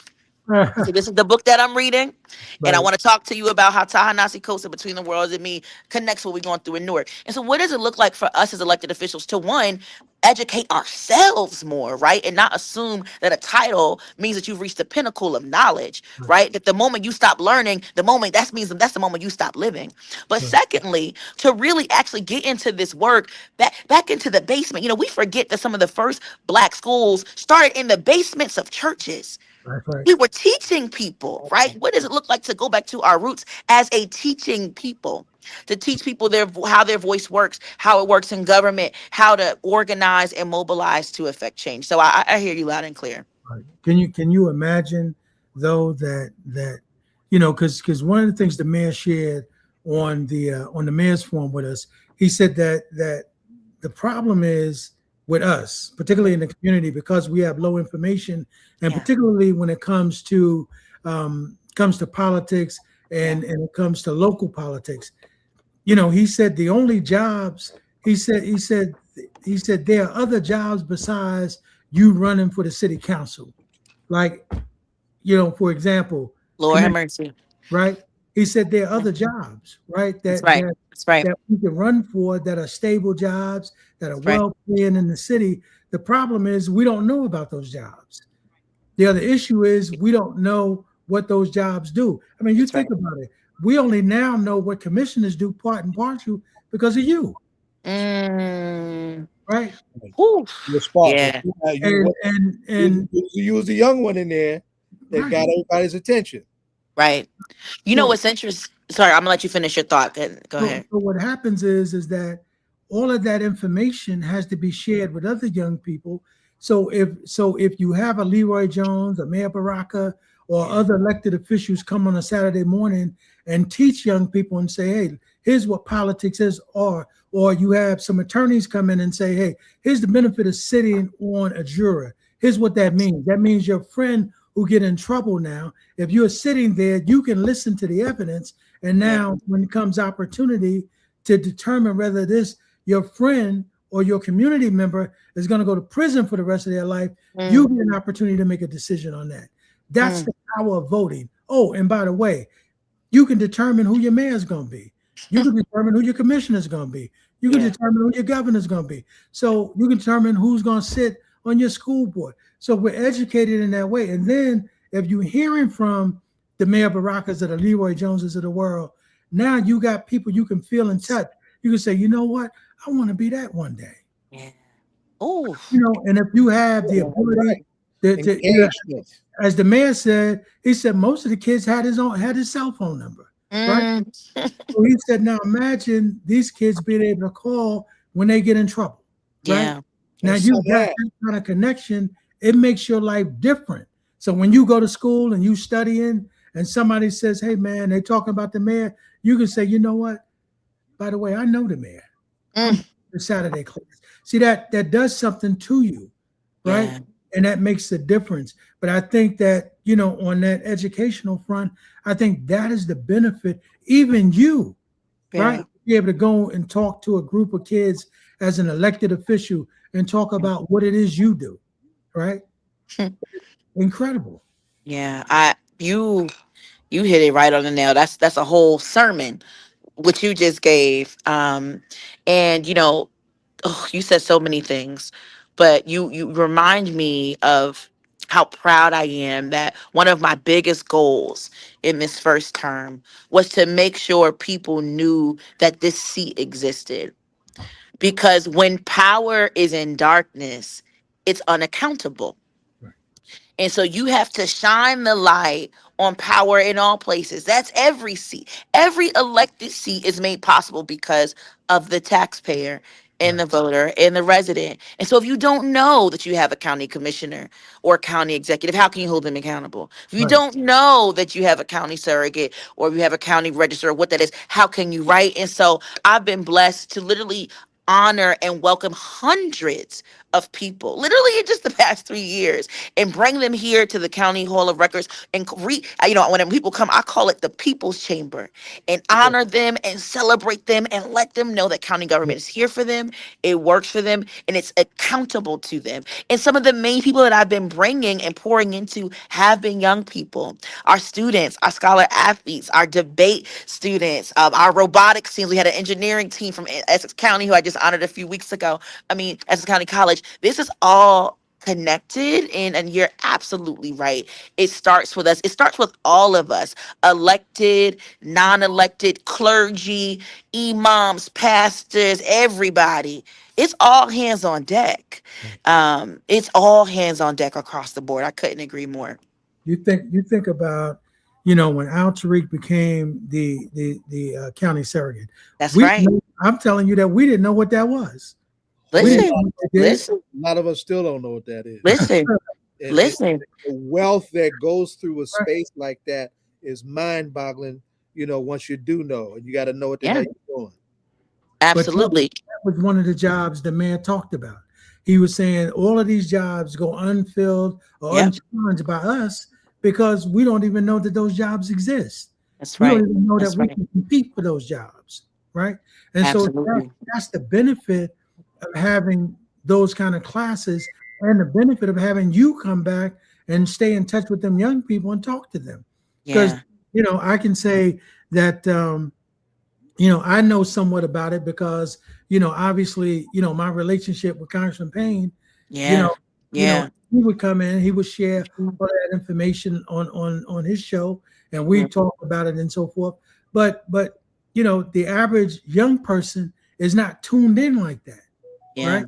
And so we need to be able to get that. But I think that would be powerful to have elected officials give up an hour of their time on a Yeah. Saturday just to come by and get a group of young people. And can you imagine we getting the most visible elected officials? Because most people don't even really know what a council person does. It's They, true. It's and most true. people don't even know who their council person is. If Yeah. you ask young Yeah. people, say, can you tell me who your council person is? And we Yeah. ain't talking about kids. We talking about grown folks. Grown Right, folk. Grown folk. People's Grown mama, folk. daddy, and whatnot, and then they don't know. right. Yeah. So because you got to think about it, we got over 300,000 people in the city of Newark, Yeah. and we get such a low turnout, and that is because of low information, Low right? information. Low information. And we don't know how all of that is, but you can bet your bottom dollar now, if something go wrong, it's the mayor's fault. Mm. You can Mm. bet your Anything bottom goes dollar wrong. if something's wrong, it's the council's fault, right? But you don't even know. I mean, if you talk to some, I mean, I've talked to some older people, and you talk to some of them, and you say, "Hey, man, did you vote?" "Oh no, I ain't vote, man. It don't matter. It ain't gonna make a difference." But as soon as something go wrong, as soon as you need a job, you down in City Hall or you in front of the council, and it's their fault. Yeah. We got to educate our people, and we've got to do that better. So you're right when we talk about we've got to be, and maybe we need to call it something different than civics because Yeah. that doesn't sound like it's important to them. Or it sounds boring. Yeah, right. We may have to change the Uh, name. it does. No, I hear you. And you know what? Or something. Yeah. You Yeah. come up with a Yeah. slick term. It's like young people. How you talk to some people and say, "Yo, I'm outside." You know, they get that, right? They know what that means. You know what I mean? Or you gaslighting me. You know what I mean? Mm, So they mm. come up with all these terms. Maybe we need to come up with a term that we can educate them based around that. You might be onto something. You might be onto something. And what does it mean to, I think of W.E.B. Du Bois's theory that he later problematized and rescinded that, and I would agree with this, the notion of the talented 10th, that there would be a 10th of the elite black folk who go to schools, etc. And there's an element of that that's completely, I think, off-putting, right? This idea that only, you know, certain folk But can baby, let me tell you manage. something. Baby, that 1903 in 1910, we 50 minutes off the plantation, and Jim Crow is lynching our behinds. We was lucky to get that 10%. So it looked good then. Well, But exactly. you rephrase that, You, because we moved ahead. right, right. And so to your point though, right? It's like there's a part of that that was a little off.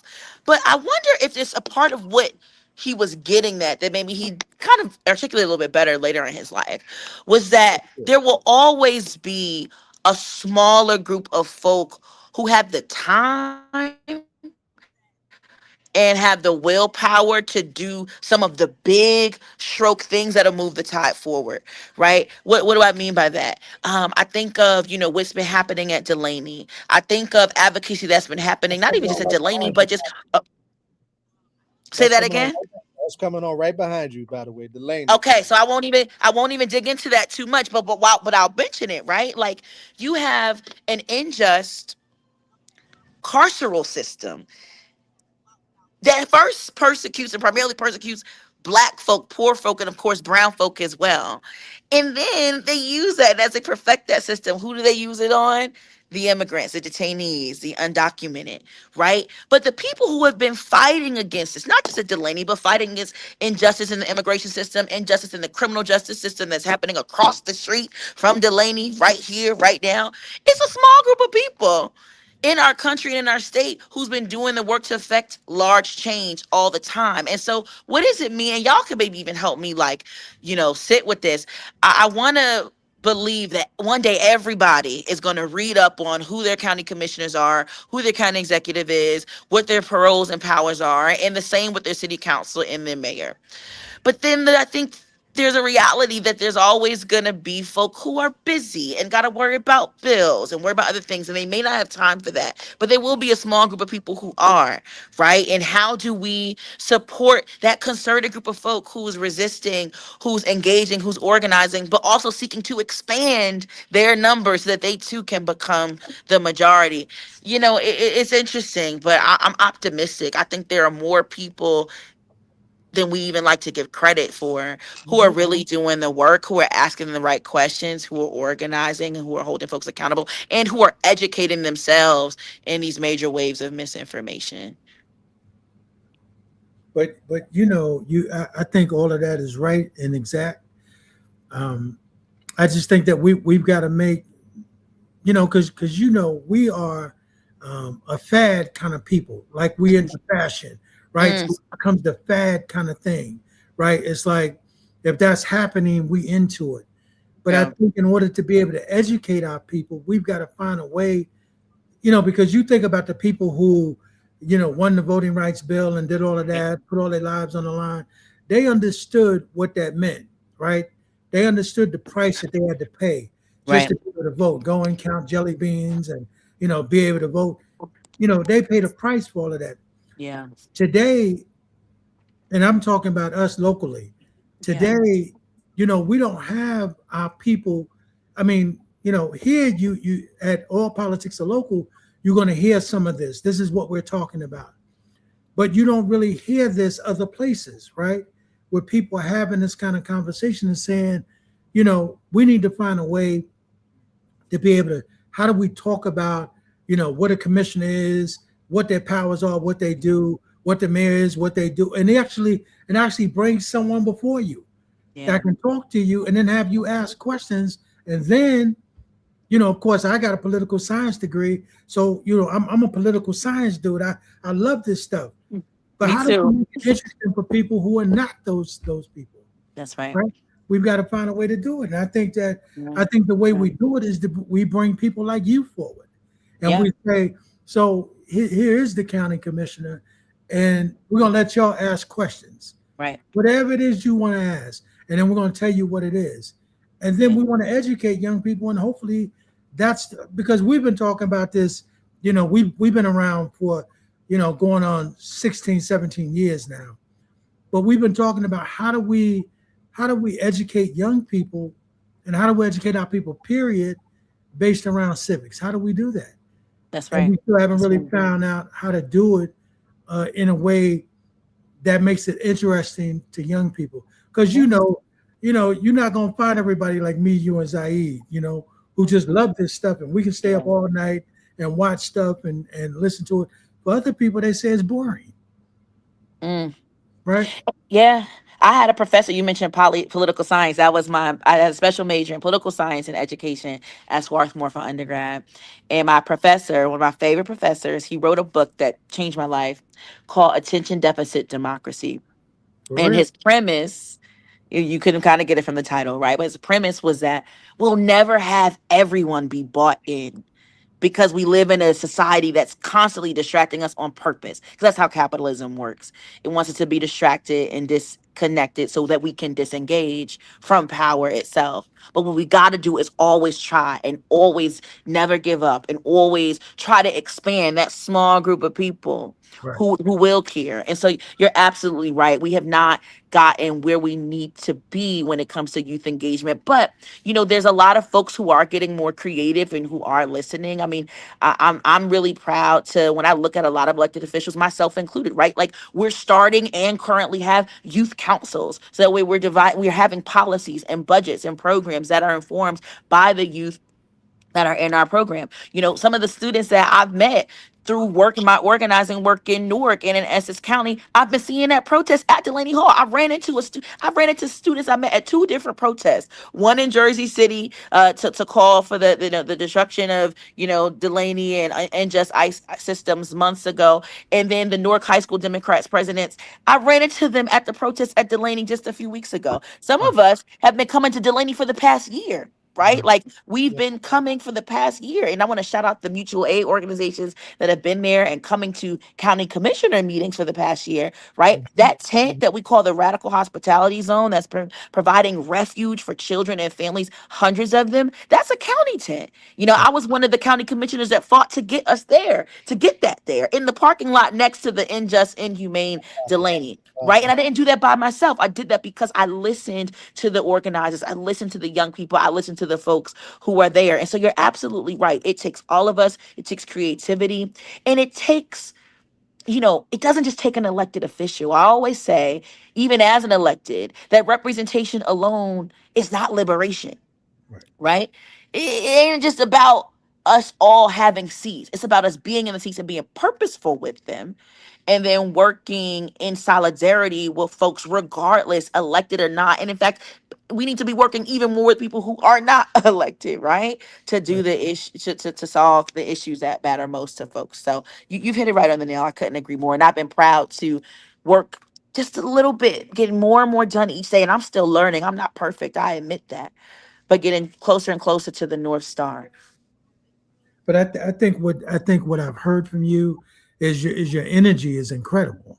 You know, I mean, even if I wasn't interested in politics or I wasn't interested in what a county commissioner is, you have a certain level of enthusiasm that comes across, and it makes you want to listen.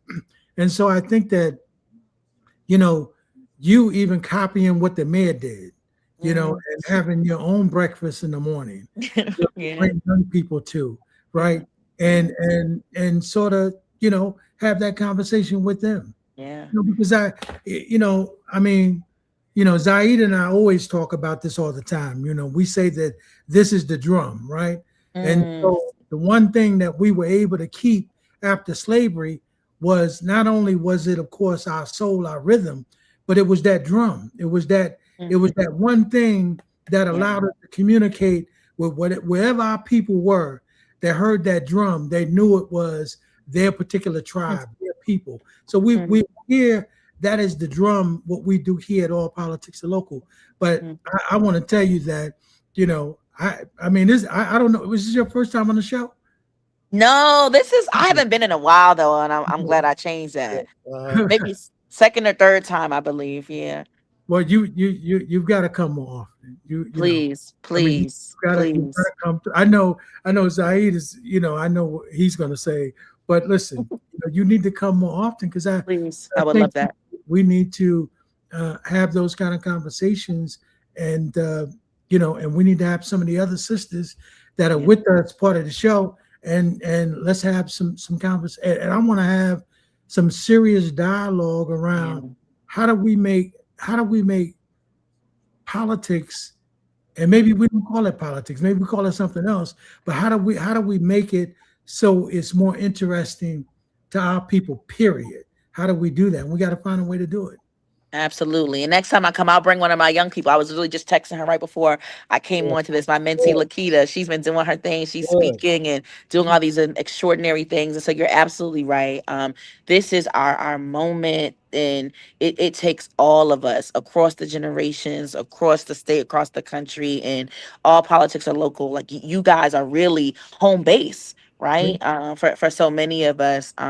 Who care about this work, and we've cared about it long before we've been in office, and we've cared about it, when if God calls us to something else. But I'm just beyond grateful and sacred, for the sacred space of beating on the drum with y'all. Truly, truly.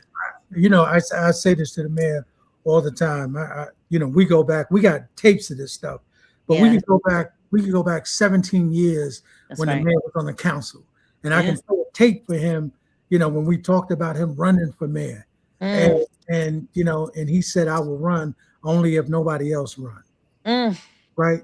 And mm. so it wasn't about with people saying, "Oh, I want to run just because I want to be the mayor." No, the mayor said, "I'll run if nobody else run, but I got a reason why I want to run. I want to do something.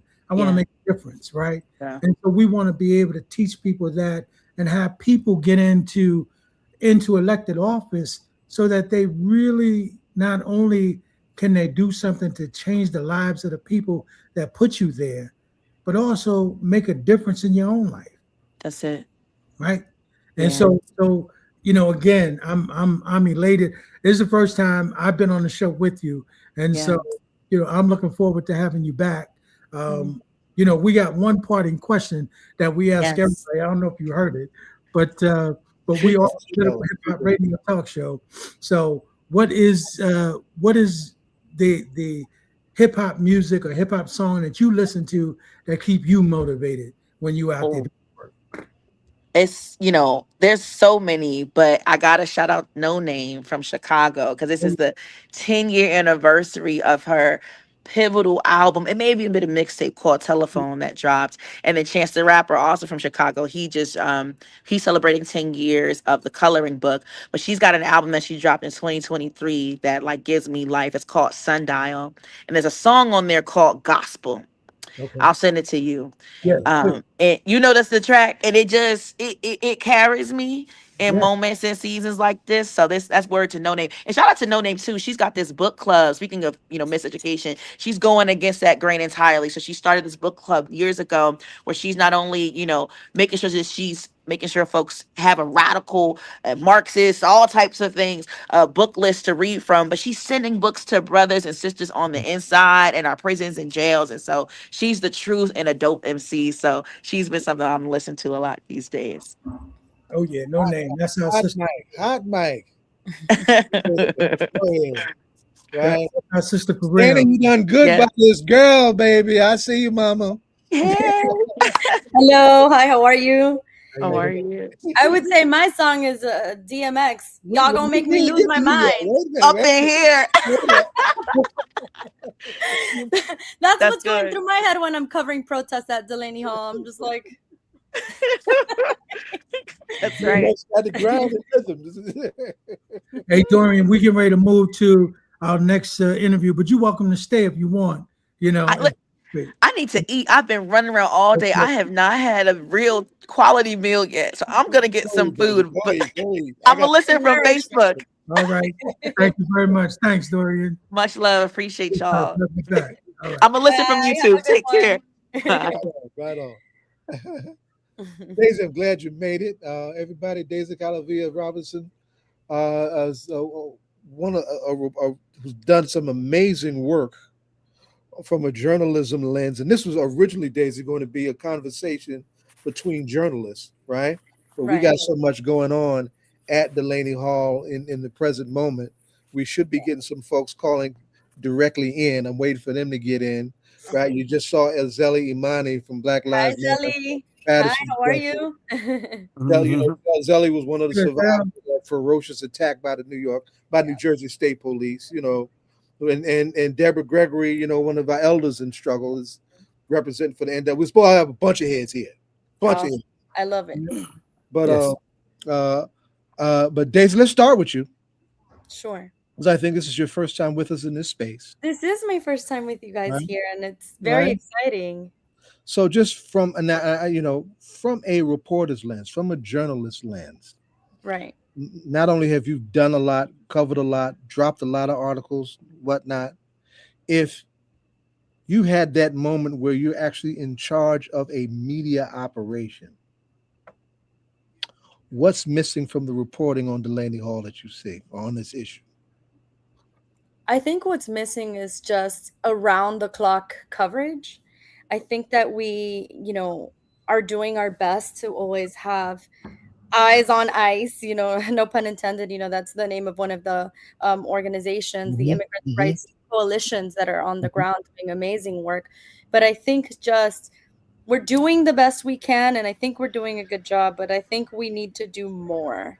We need to do more, and I think we need to have people on the ground even when nothing is happening, quote unquote, like in the moments that maybe aren't as action packed, maybe it's not the moment that Zellie's getting attacked, right? But we need to be there before it happens, we need to be there when it's happening, and we need to be there after.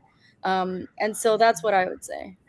Now, in terms of everything that you've covered, everything that you've seen, everything that you've shared by virtue of the access that you have with your own lens, microphone, and capacity to report, what has stood out for you in terms of being the most compelling? And I'm really talking from a human interest vantage point.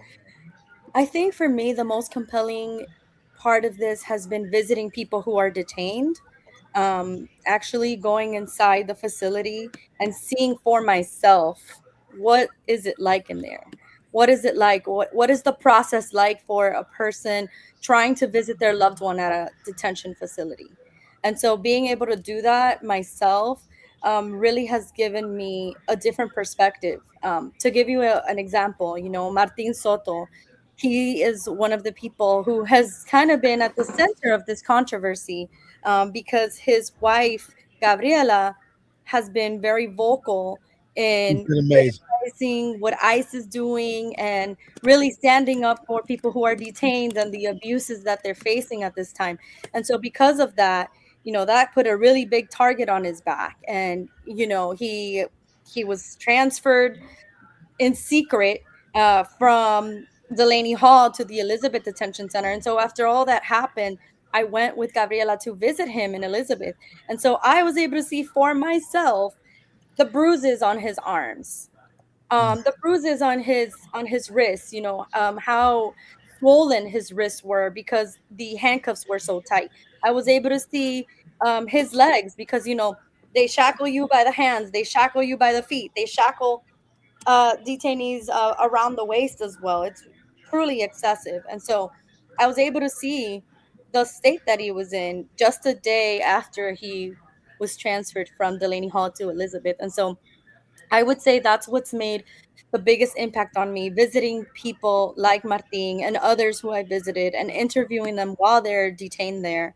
Um, just a first-hand account of what it's like. And I think that, people on the internet, it's so easy to say, this is fake news and this isn't happening. And he's alleging that they hurt him, but they probably didn't hurt him.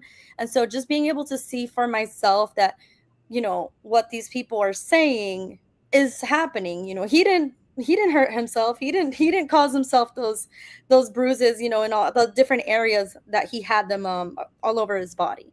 So I really wish, that more people would be receptive to the truth, and I feel like right now it's so hurtful to me too, even, as someone who's reporting this news, when I pour so much into this work and to get, to amplify the voices of people who are in detention, just to turn around and have all these naysayers say this is fake, this isn't happening, it's propaganda, it's fake news. So We're in a tough period, and then and as the old head on this conversation, I want to apologize to some of y'all that we are in this space, and I don't think some of us who've been out here for a long time think we would be in this such an intense retrograde moment the way we are, but we're here. We got to lean on each other and fight our way through this, because it's in order for this to change. I'm gonna jump to JP. That's JP Sloan from Community Movement Builders and Black Alliance for Peace. He's right on the scene at Delaney now. They're hosting their own rally that has its own significance, and I want to bring him in on, because then we're gonna have to let him go because we got to make noise, right? JP, can you hear us all right? I can hear you. Can you hear me? Okay. We hear you fine. We hear we you hear you. fine. Tell us what's happening. Tell us what brought you there today. Yeah. Peace, everybody. So Yeah, the Black Alliance for Peace and Community Movement Builders and a couple of other organizations have called for a rally today. And today is significant because on June 12th, 2025, about 50 detainees at Delaney Hall organized and had an uprising in which they were able to bust out a wall at Delaney Hall, and they were able to. A few of them were able to escape. Those ones who were able to escape were eventually recaptured and apprehended. But we are here to honor the resistance, honor that fight back that we so often lose sight of. And even when it did happen on June 12th, there was an outside presence, just like there's been an outside presence these past few weeks. And so we feel that it's important to be coordinated and courageous in this moment, both inside and outside. You know, one of the ways that the detainees are being framed often is that they're completely victims of mistreatment, and they are victims of mistreatment, but that's not all they are. The folks who are inside have been organized, and they've organized the labor strike, a hunger strike that has gone on for quite a few days. But that's not the beginning of the resistance at Delaney Hall. And so we are here to remind people that June 12th last year, there was another organized action for liberation, for freedom, and we're trying to make those connections because we think it's important to make sure that folks know that this didn't just start a couple weeks ago. And I am so glad that y'all did that. So glad that y'all did it. You know what? A lot of folks don't even know that happened. And I'm talking about veteran organizers that I know. And I ain't gonna mention no names, right? But don't even know that happened. That just whistled right over some of our heads, and we need to fix that. Now let me bring the elder into the conversation, because June 12th also means something else in our history, right? Great Deborah Smith-Gregory is here from the Newark chapter of the NAACP. We did some strong statements a moment ago in solidarity with what's happening with our struggle down there at Delaney Hall. Remind everybody, Deborah, what does June 12th mean for those of us who have a longer view of struggle? Can you? She might not be able to hear me. Deborah, can you hear me? Oh, she can't hear me. Oh, she's having tech issues. She can hear JP, but she can't hear me. Well, I guess I got to help y'all with the answer to the question. Deborah, can you hear me now? And see if she can hear you. You muted, Ed. Deborah, can you hear me? Yes. She can't hear me. You can't hear Saeed. Yeah. No. Can you go out and come back in? Okay, I went out and I came back in. I'll go out again and see if that helps, because he said the same thing. Because Saeed, we were having that trouble with Mussa. Yeah. Right. He said to go out and come back in. So I'll try change again. Your browser. Change your browser. See if that'll help. She ain't hear that part. so let her go back in and come back. And maybe as she does that, Charlene is also.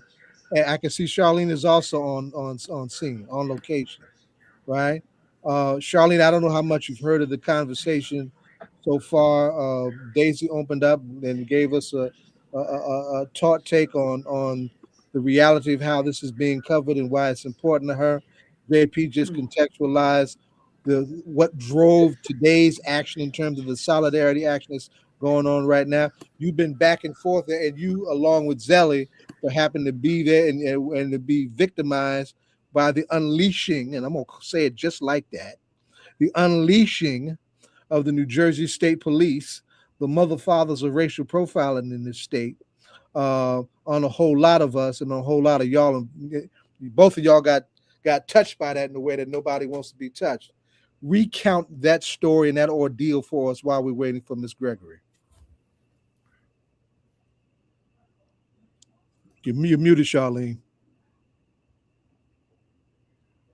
Okay, I hope that she can't hear me either. I don't know what it is about Charlene, you're muted. But did you hear Saeed? Charlene. Oh boy. Maybe we should tell her in the chat. Oh, Yeah, yeah. lost her. Okay, She, she went out. She said yeah, she just went out to try and come back in. yeah. All right. Deborah, can you hear us now? She still can't hear us. Oh my Deborah, can you hear me? God. I'm gonna blame it on Trump. Can, Everything's his fault. So Deborah, can you hear me? You can't hear me either. it is so interrupting our flow. Deborah. Deborah. She can't hear us at all. All right, guys. So you can go to someone else. Let me just bring it back to Zellie, because Zellie and Charlene and Kason Little and a bunch of y'all were there that ugly night last Friday when the state police did what the state police do, and they it's like they couldn't wait to do it. We all saw that footage, and if you didn't, you missed it, but it's still there. You ain't got to look hard to see it.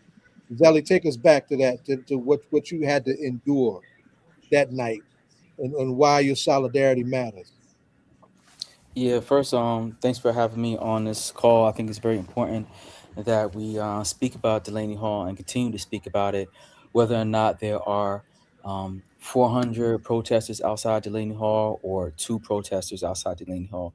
All eyes need to remain on Delaney Hall, and solidarity needs to be always extended to the people that's detained, their families, and their communities, because solidarity is how we win. And solidarity is why we showed up, because as you mentioned before about state violence is something that we all are experiencing, and the only way that we're able to dismantle or defeat state violence is by being together.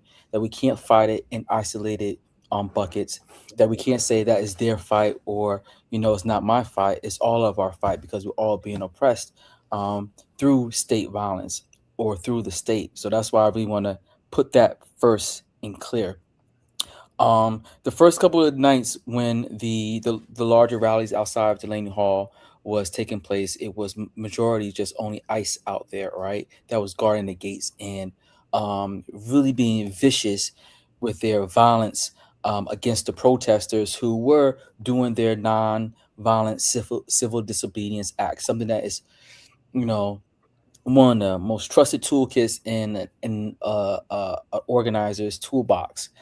And we saw the amounts of violence that people was actually getting, right? It wasn't just the tear gas, it wasn't just the rubber bullets. People was actually getting pushed into traffic.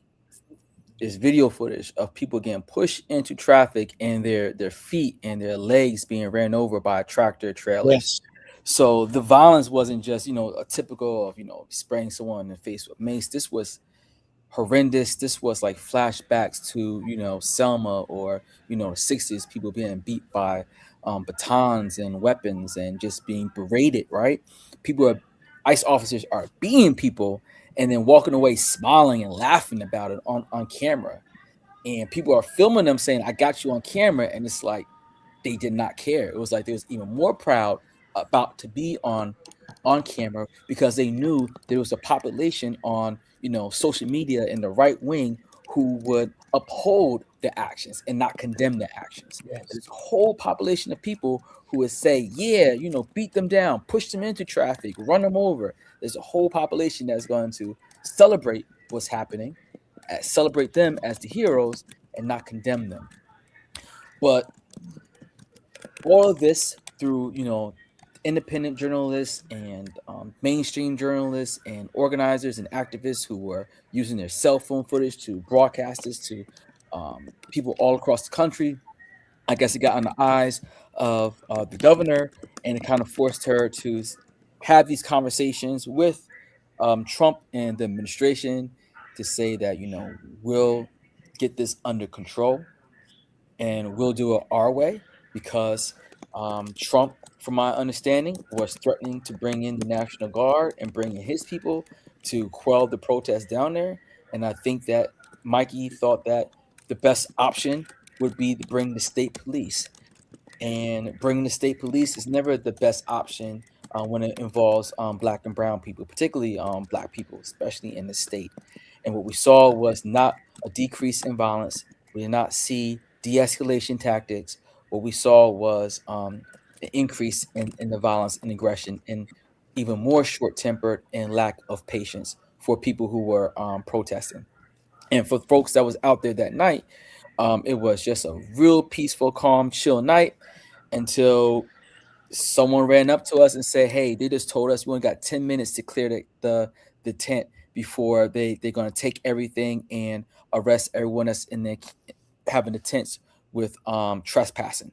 So everybody started to run down to the tent, take things out from that tent, and bring it across the street by the railroad tracks. So that was going on for like another 10 minutes. And then we saw like maybe like 7 or 8 state troopers just walking down the street, and people would start following them. And once they followed them down to the squad car, that's when the squad car made the announcement saying that you guys got 10 minutes to evacuate or clear whatever the language that they use. Otherwise, it's going to be arresting everybody. That this was an unlawful assembly now, and that we was going to be faced with arrest. You mean they weren't talking de-escalation and trying to have a conversation with y'all and trying to be reasonable and all those things that they say that's very important to their training and the new Nothing of that sort. I'm pretty sure that other people will attest to the fact that people were trying to figure out what exactly was happening, right? Especially since these freedom of speech zones were set up already. So it's like you're saying we can't be in the freedom of speech zones that you guys just set up. First Amendment zones that you just set up. Ridiculous thing I've ever heard, because the whole country is a First Amendment zone. Exactly. So everyone was really confused. And then the other part was, where do you want us to go? All right. Because the protest wasn't reduced to like 30 or like 10 yards or 20 yards. The protest is like 50, 60, 70 yards long, right? Just a massive amounts of people. So even on this bullhorn, him telling us orders, the people in the middle of the protest could not hear. People in the back definitely could not hear. They didn't even know what was going on. They probably didn't even know that something was going on in the front, all right? Especially when you're only given instructions in English. So that cuts off another large population that had no idea what you was talking about. And then the aggression started coming. And then further down, I saw the police officers in riot gear scrambling into the middle of the street. And horses, another right? And I started to warn everybody, like, yo, they're coming right now with riot gear. Like, that's how they coming. Yeah. The fact that they already came prepared show us that they already had the green light to assault us and to do whatever they want. By the time they're in their riot gear, they already had the green light. So at that point, it's like we just had to stand our ground and say, like, no, this is what you're doing is unjust and wrong, and we're going to stay here. And that's what we did. And we got the results of that, of being tear gassed, shot at. People was getting assaulted by police on horseback. It was a really brutal night, but I want to say the solidarity was important. I remember us being tear gassed and, walking into that mist, me and a stranger like locked arms, right? And started just walking backwards and coughing and could not see. I couldn't see, he couldn't see, but we was both holding each other up. And until like we got kind of clear, we said, "Oh, thank you so much, brother. Thank you." He was a white guy, I'm black. We thank each other, hug each other, and like separated. Don't know who he is to this day. He probably doesn't know who I am to this day.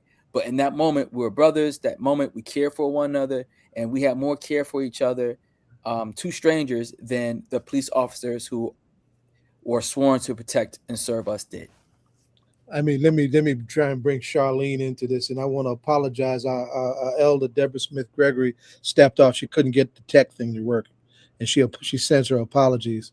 But I wanted her to lift up the fact that June 12th is also the anniversary of the assassination of one Medgar Evers, right? One of the bravest that we ever had in the civil rights movement in the NAACP back in those days in Jackson, Mississippi. Right. And That's the relationship between that struggle and this struggle needs to be brought together better, and we need to figure out how to do that. But Charlene, can you hear us now? You're in a better space. I see you're stationary now, right? Charlene Walker, Faith in New Jersey.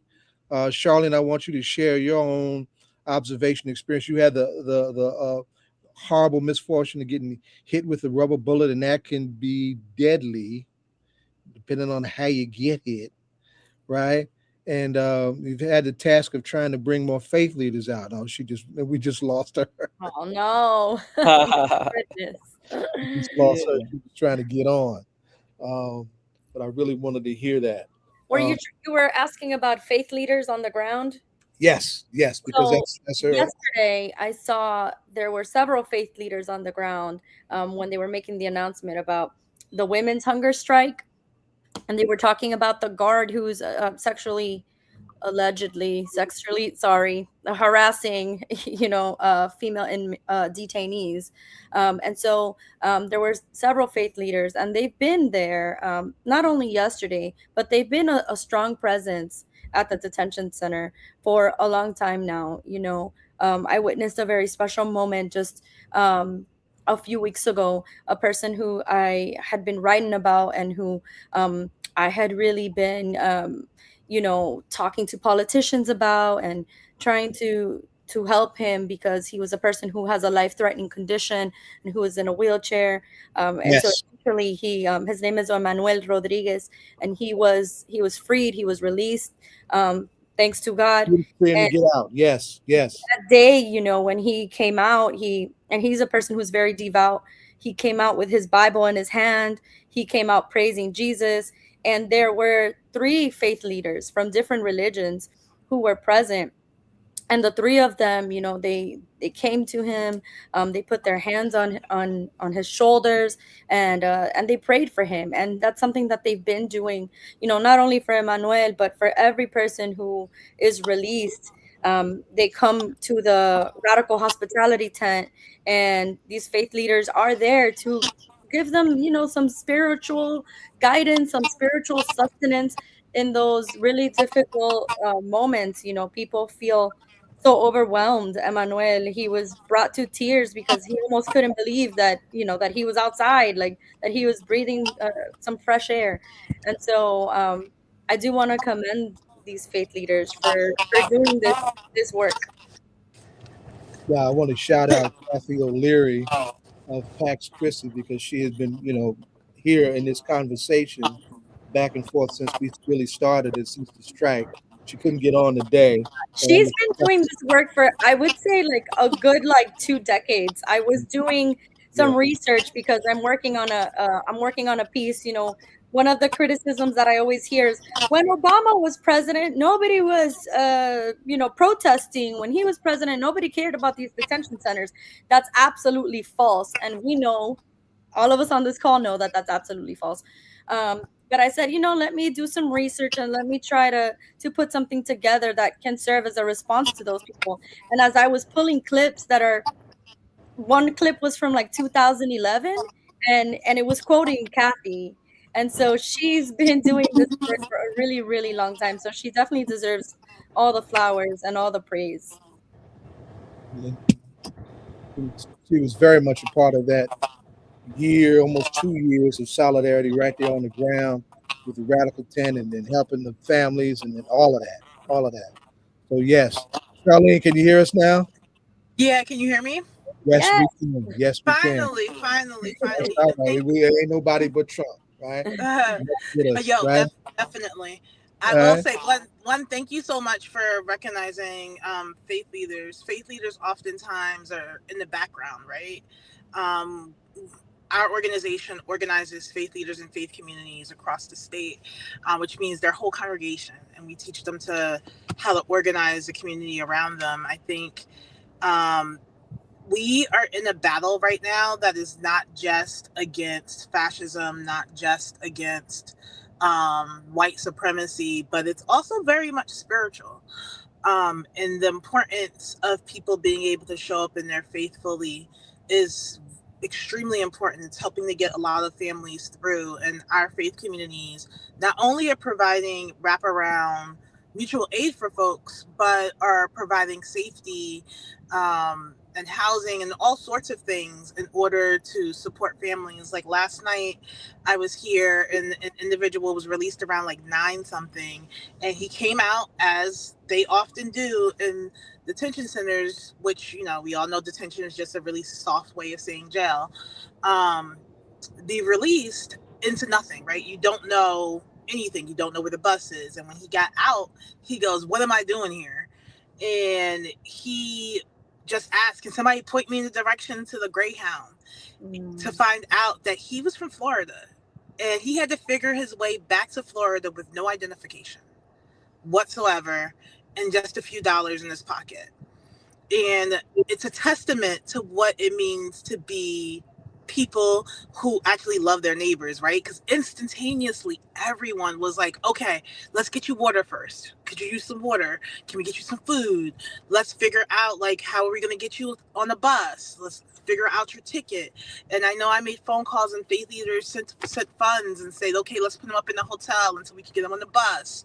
And all of those things happened in the course of like 30 minutes to where he's now on a 36-hour trip. One of the things I do want to mention, because we've been organizing around Delaney Hall and its closure for well over a decade, when it originally became so. That night when we got tear gassed, I just want to emphasize the violence of the state. The police, we know, are violent. The only language that the state has perfected is violence, right? And what I witnessed was police refusing to talk to people, to leaders that were asking questions to give any form of clarity. I witnessed police officers yelling and screaming and telling people what they were going to do to them violently. I witnessed them throwing up signs that really appeared to be white supremacy signs. And then I also witnessed utter joy from some of them as they were harming people. This is what our state police did, and what really, really, really hurts my heart is the fact that we have a governor that thought that this was the best answer. This shows a disconnect from those that do not live in Black and brown bodies to understand what it means to interact with the state, and then to watch as our attorney general and our governor put out statements about people being armed. And their arming was with face masks.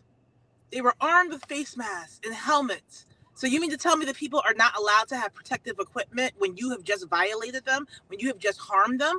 Why is that the language that we use? It shows an unwillingness to see the humanity of any of us that are out here doing what God has told us to do, which is to stand up for our neighbors and to have their inherent worth and dignity upheld.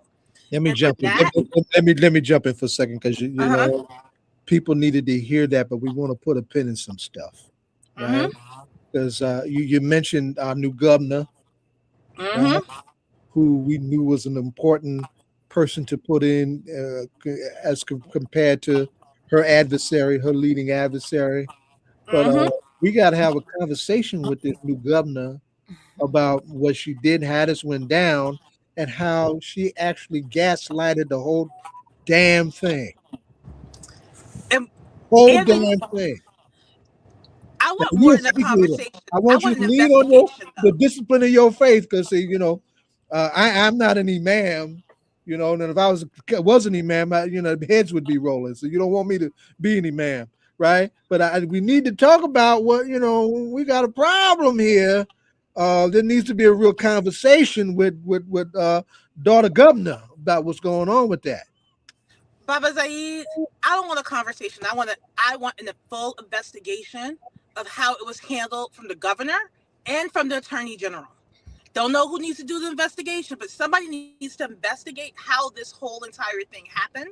Every last piece of body camera needs to be evaluated, and every single person that was there should be investigated. And that means run back all of their social media.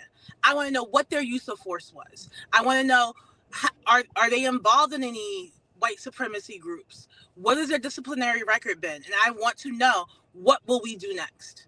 And at the end of the day, what I understand is that we need to get rid of qualified immunity, because there will be no accountability if that does not go away in the state. And I'd add to that, because the New Jersey Coalition, New Jersey Communities for Accountable Policing Coalition, right away put out a statement called for the immediate dropping of all charges of everybody that was charged in the madness of that abuse of that night. Right? Thank you for that. That's deadly on point. Now, you got roughed up too. I mean, you laying out all, the big picture of the place of faith leaders and how ugly the night went down, and in the broader sense. But everybody that we don't know, too many people who have been directly harmed the way you actually faced that yourself. You deserve to tell your story. Please do that. Yeah, I was tear gassed. I was shot by what felt like rubber bullets. That's the other thing. I think that there is a game being played with language where they're like, oh, well, there were no rubber bullets. I don't care if they were pellets, beanbag, chairs, whatever it was something that was not on fire that hit me and that hurt me. We were rubber bullets take people's eyes out. They give people traumatic brain injury in the way in which projectiles were coming from the sky. We shot a video response, and in the background, it looks like Independence Day. And what it is all of these grenade things coming after us. Our ears, when they set it off. So when everything happened, I actually was at the front of the line, in the middle, arm's length away from the police. I could touch his shield. You could tell that the person that was right in front did not want to be there, but a lot of other people were really happy to be there. And were pointing and telling people what they were going to, like, just wait.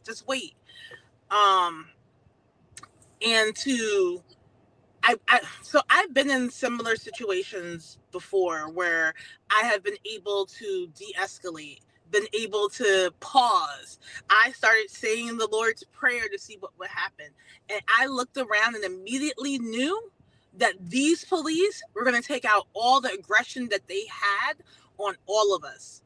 And as we tried to find goggles and things to cover our eyes, as we tried to breathe, we were all like picking each other up, holding each other, pouring water in each other's eyes, trying to wipe our skin off, just as we continue to be attacked over and over and over again. No one should have to experience that, especially when we paid for it with our tax dollars. It's absolutely ridiculous what we experienced. And what I will say is, what I am noticing from ICE is a purposeful targeting of Black, brown folks or people that they find to be useful. Exactly. And I did not see something different from our state police. I saw the same. Mm-hmm. So birds of a feather, seem to flock together pretty much. The other thing that I noticed was, like, there was just this unbelievable level of cruelty. Like, even if you were trying to help somebody, no one, like, they did not care. They didn't care if you were an older person. One of our leaders was a cellist, and he was arrested and thrown on the ground. Like, it does not matter what your posture is. It does not matter if you even have a collar on. Faith leader was standing right off to the side of me, and they got tear gassed. They do not care. Our state police do not care, and ICE sure as heck does not care. And what we have right now is each other, because we are living in a fascist society. We call it an authoritarian breakthrough, and we only have a certain period of time for people to come together in order to push back. And what I can say is, in that moment, I believe that we will get through this, because the level of community that showed up for each other when we were being harmed was amazing. In the way in which they want to paint everything on TV, I want to ask, when you see something, to ask what happened right before. What was the violence that the state executed before whatever it is that you saw? Because the odds are people are protecting themselves from the state violence they just experienced. I have been here most days. I have been in the thick of everything. And what I can say is what's happening at Delaney Hall is, from the people's stance, is nothing but pure unadulterated love for each other, to be met with nothing but violence and hatred from the state on all avenues. And you said something earlier, and I don't know if JP is still there. I want to get a vibe from what's happening on the ground if he is. But you said something that I think you should amplify a little bit. When you lifted up the spiritual dimension of where we at in this fight, that it's not just fascism, it's not just racism, but it's also this whole thing about the spirituality of this moment and whatnot. Just how bad. I mean, the Nation of Islam, we used to just call them all the devil. All right. Now, are we talking about how deep from your own lens, right? Is the ugly of this evil that we're talking about? And conversely, as you alluded to already, do we have enough on the other side to triumph over this evil in this spirit? So I will say, is me personally, I can feel it. I can feel when I am around people that are aligned with the wickedness that's around us, right? That want to harm others, that are getting joy from it. But at the same time, you can feel those that are showing up with all this unadulterated love. The fact that there are people, the other day, there was a young man who was so hurt by the fact that he was watching Black and brown folks go into Geo Group, into Delaney Hall as their job. He was shaking, and he just kept crying out like, brother, you don't have to, you don't have to, you don't have to. This is not worth it. I will help you find a job. And he just couldn't stop shaking. And I literally put my arms around him and said,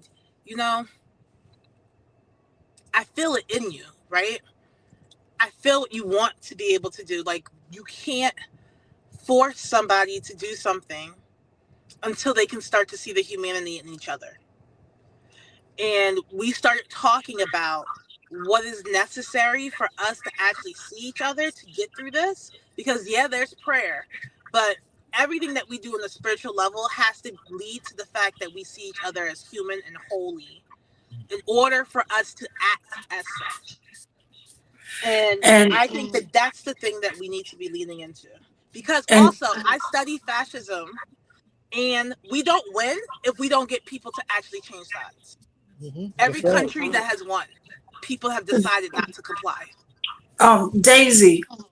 Yes. I know you have to jump off. Is there something you wanted to say before you leave? I mean, I'm really grateful for the opportunity to have this conversation. And I think that it's really important that we give ourselves this space, because even for me, as a journalist, like being out there every day and covering these really emotionally heart-wrenching stories, and the other thing I am a journalist of color. I just want to say is that when I say things are spiritual. Wait, Zay, can you ask Charlene? Can you ask Charlene to hold 1 second while Daisy gives a thought, because she may not. Charlene, can you hear me? Yeah, I can hear you now. Okay, go ahead. I'm sorry, 1 second, Charlene. Go ahead, Daisy. It's okay. I was just saying that, being that I am a journalist and I'm doing this coverage day in and day out, these really hard to tell stories that are very, very emotional. And, for me, that I am also a Latina, and, I can see so many of the people, I'm sorry. I can see so many of the people that I grew up around, like my grandma and my tias, and like so many of the people that raised me and who I love. Like, I can see them in the people that are telling me their stories. Like, I can really feel their pain. And I know this is something, like, journalists, we don't do this. Like, we don't tell you we're not supposed to. We're not supposed to cry in interviews, and we're not supposed to talk about the emotional and But yet mental. at the same time, we have to hold the state accountable. How the hell are you going to be objective then? Well, I have the privilege of being a columnist, so I am able to share my opinion. I am able to share my particular perspective and advocate loudly for people, but it still does leave like a mark in my heart, and it is still difficult for me to do it. So being able to be here with all of you and have this conversation, it gives me a place to feel my emotions and to feel validated in the work that I do every day. And I'm just really proud and really thankful. And Well, we Daisy, before appreciate you what leave, you do, Daisy. I'm and, sorry. and that's okay. You listen, it's a lot, and especially if you're standing there. Hey, Zellie, I hope everything is good with you. Um, I I want to ask before you leave, when you're writing your columns, and you may have addressed this because I'm joining late. When traditional media is trying to uh, put a wedge through our communities, if you will, Black and brown communities, are you able to write about, and as you witness, to see how we, there is no wedge, we come together? Are Yes. you able to see and talk about that? I'm able to talk about that. I'm able to highlight that. I'm able to profile people who are doing this important work, like Gabriela, who's the wife of Martin Soto, Gabriela Soto, who's yes. been, called out as one of the lead hunger strikers. And so really like amplifying her role and her voice. I am 100% able to do that. And I'm really proud that I have been doing that. Okay, and well, the last question I'm here to ask before you leave: when you're on the ground doing that work, is there a hip hop artist or individual or anybody, any music that you listen to that keeps you inspired? Yes, I was telling them. Trying to tell us at the beginning. I said it was DMX. I said, because these people out there, they really are trying to make me lose my mind. Okay. When I'm out there. So, I think of that. I think of his toughness, and that's what I go with, because I think it just really rings true when you think about his lyrics. You have to have that dog in you to be able to make it. Like I only was able to be vulnerable here with you guys because I feel like this is a safe space. And I feel like I belong here and I can fully be myself and I can share my emotions and unpack. But when I'm out there, that's a different story. Well, if you haven't had a chance, and maybe you had, go listen to him on Deaf Poetry. He talks about and how you can put it in different contexts. He does a poem about the industry. And, maybe if you hear, he talk about the industry, how they want you to be one way, but right. You are who you are. So thank you for being with us. Thank you all. Have a great night. I'm glad we finally got you. Bye-bye. Charlene, how are things looking on the ground? You're on the grounds. How are things looking on the ground now? You're muted, Charlene. Can she hear me? Ask the question, Don. I don't know if she heard me. Charlene, can you hear us? Okay, you're on the ground. How are things looking out? How are things looking out there? Things are fine right now.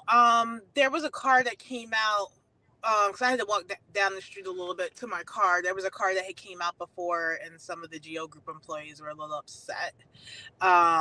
Looking at the people who are righteously protesting. But right now, people are protesting as they have. There's no shift change as of yet. Shift change will be coming in probably the next half an hour. And that is oftentimes where we see a rise in ICE coming out and we see employees being really upset. And the violence, too. Yeah, most of the violence takes place at night. Yeah. Have you seen any employees who kind of put their head down and maybe look like they don't want to be there? Yeah. There are definitely some that don't want to be there. Mm-hmm. I know of one that expressed that it's the only job they've been able to get, and they were looking for such a long time, and mm-hmm. that and due to their record, mm-hmm. and they are like, well, I'm trying to put this on my resume so I can hopefully get hired somewhere else, and I'm applying every single day. But then there are some that are complicit and completely okay with having this job right now. And largely from what I've been seeing from protesters talking to staff, there is a lack of education about what even is happening. And I don't understand how you uphold a system where you can tell that you're hurting people. I don't get it. Like, I personally don't get it. But in the conversation around immigration, I think there's a lot of misunderstanding as to really what our immigration system does look like. And I'm just thinking about, as a Newark resident, and the conversations that I'm having with other residents, just not understanding the system, and that's by design too. That's happening. But yeah, there's a couple of employees that don't want to be here, but then there's others that are perfectly fine. Zellie, I asked you, I know you were harmed, and good to see your face. Do you have any, are there any families in Patterson that were impacted that are in the facility?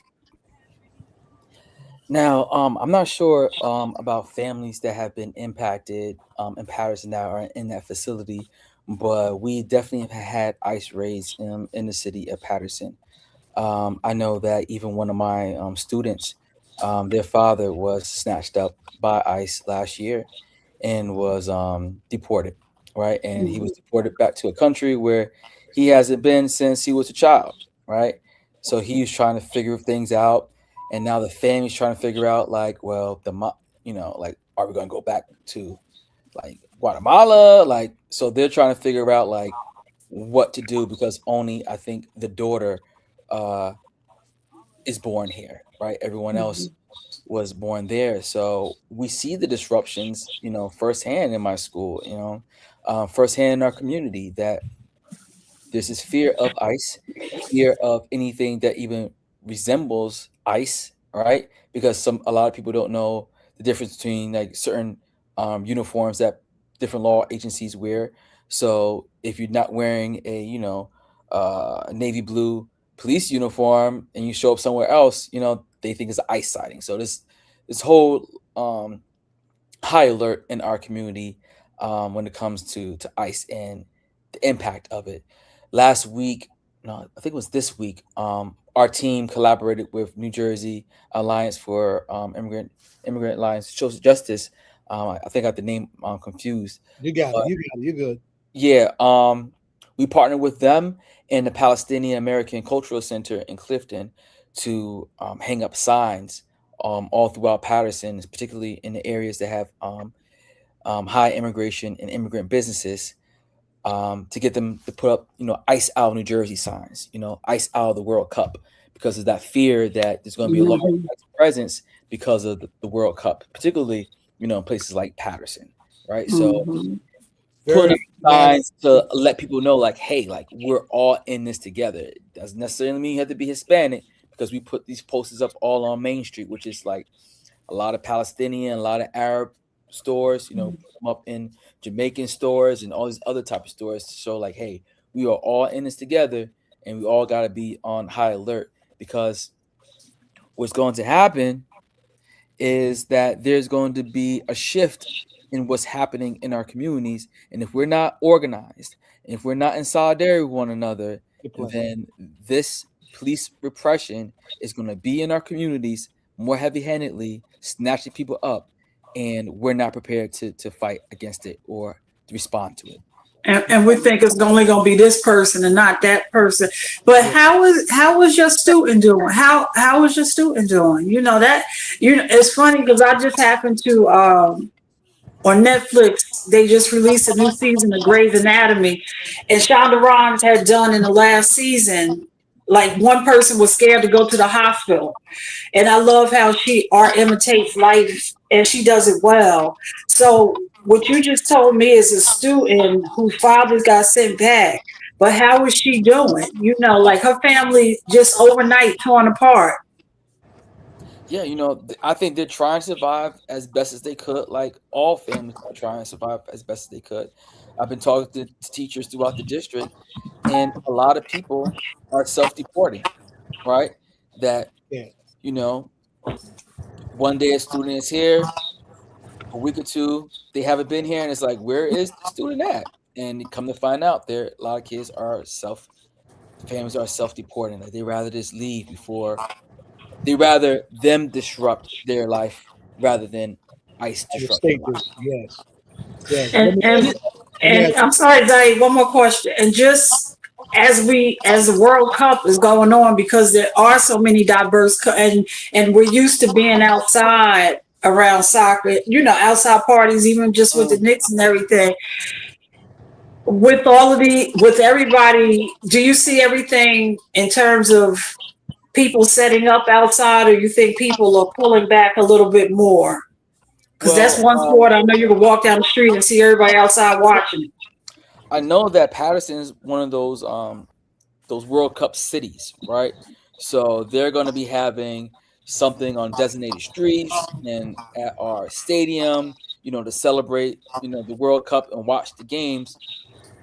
But we're going to have to just see how that kind of unfolds, whether or not people are going to be, nervous about attending those things or not, right? And the way that we decrease, I think, that nervousness is by community members knowing that community members are going to protect each other That's in right. those moments. Got to keep each other safe. And honestly, we're not there yet, unfortunately. Right. I know Zaid, I'm sorry. lies claim no easy victories. As we wind down, let me ask you each this, and Donna, you may have to re-answer because I don't know if Charlene can hear me. Right? Yeah, I can hear you. I can hear you. I'm very, one of the just as we're getting ready to face the onslaught of New Jersey State Police. I was so proud to see some of our younger voices from the Black community stepping forward in solidarity, because there's this divide and lack of consciousness in the Black community on our relationship to this issue just a basic principle of solidarity, and the fact that we got Black immigrants too. Okay. How do we? What are y'all? You got a hot mic. You're talking to our people who are in different places and their thoughts about this. What would each of you say about why this is important for us to embrace? Well, what I will say is, because I organize around immigration all day, immigration is a Black issue, y'all. 1 in 10 Black people are immigrant. 1 in 4 are first generation. And guess what? When ICE pulls over because they are looking for Black people, they don't know if you are Black American or Black immigrant. Inside of our detention centers, there are Black Americans, because the detention centers pay per day. They don't care how long you were there. They will let you out maybe in a couple of days, maybe 30 days, 60 days. We are very much a target. We have always been. The difference is that publicly, Black immigrants show up differently in the organizing space because of experiences in their home country and the experience of being Black in America dealing with law enforcement. Because a lot of my base are Black immigrants. So I want people to understand that you need to know your rights just as much, that we need to uphold our rights. Upholding our rights helps keep everybody around us safe. And that level of importance, because they're coming for all of us. And guess what? We're the global majority. There is more of us than there are of those that are against us. And if we work together, there's nothing we can't do. Thank you for that, daughter. Sally, what your thoughts? Yeah, just to echo what Charlene brilliantly said, is that anti-blackness is global, white supremacy is global. For those who are not paying attention, in Northern Ireland, they are kicking down Belfast. doors. That's right. They're kicking down windows of Black migrants, Starting figuring out fire. where Black migrants living are at, and kicking them out, not beating their doors down, trying to pull people out, burning cars. Same thing's happening out in the UK. So you're not safe anywhere. You can't, if you're a Black American and think that you're safe just because you're an American and say it's not my issue, I'm a Black American, that's a Nigerian issue, that's a Haitian issue, I'm safe, I'm gonna go on my vacation in Northern Ireland, or I'm gonna go on my vacation in the UK, and you think you're all safe, they're not gonna look at you like, oh, you're Nigerian, you're okay, or you're American, you're okay. They're gonna see you as a Black person, and you're not supposed to be here, right? And you're gonna be subjected to that violence. So the only way you want to be safe really, as a black person, to be in anywhere you want to be in this world is to be in solidarity with everybody else. Because you're never going to be safe until everybody else is safe. Charlene and Zellie, I asked a question last week, Ryan and then on, and I'm gonna ask again that this administration at 1600 is saying that we're going to find the criminal and we're going to deport them. But you constantly seeing them buying all of these big spaces to warehouse people. Have you had any thought about what the real intentions of, if you know, because if you're deporting, you don't need a lot of space. You just need like a holding space here, there, and you know. But if you're trying to build all these facilities, have you had any thought about what their real intentions are regarding these large spaces? I'm sorry. You don't actually have to have thoughts about it. They told us. They have been putting it all in writing from Project 20. What this administration has done is it's like a puzzle piece. It's like a puzzle, right? They put out Project 2025. They put out Project Esther. They put out all these executive orders. When you put it all together, it is telling us that they want to make sure that they can enslave people, that they can get free labor from people, and those that they cannot will be disposable. They are going to make people work on farms in order to get SNAP benefits. There are all of these things that they have outlined, because basically all of this boils down to fascism and going after the 14th Amendment, which is where we became full citizens. That's the goal, right?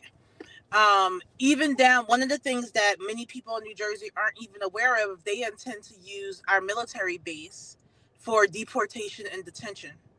The problem with that is, as they are saying that you can be deported to third countries, to a country you have never been to. If you have a military base that is a combined military base, it means that they can take you, put you there, put you on a plane, and no one will know where you are until somehow you are able to contact somebody from another country. We are in a situation right now where the most important thing that we need to do is know our neighbors, get into real community, understand what mutual aid looks like, because the way we're going to get out of this is that eventually we are going to have to shut things down, and all we're going to have is ourselves, because the thing that this country understands is money. Let me wrap this up, because we gotta, at some point we gotta shut this show down. It's 9 o'clock. Do you want to ask the question, or go ahead, Zay? I want to put a pin in this way, though. I mean, I want to lift up the name Jean Wilson Brutus.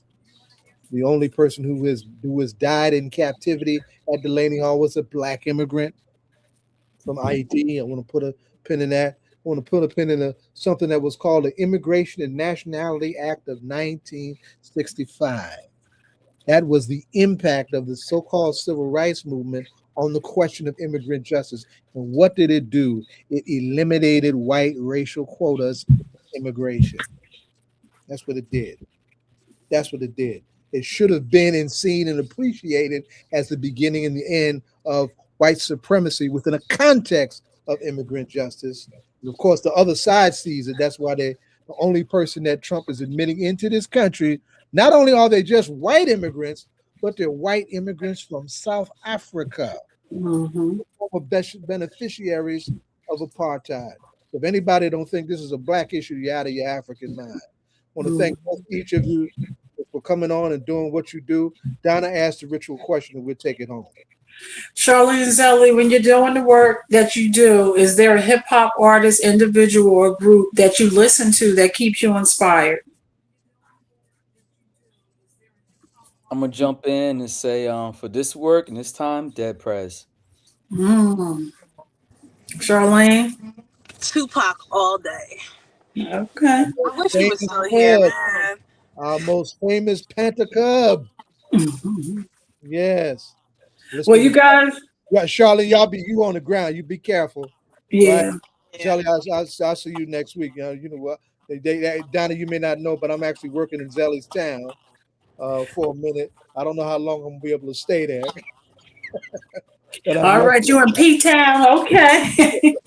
Well, All thank right, you, guys.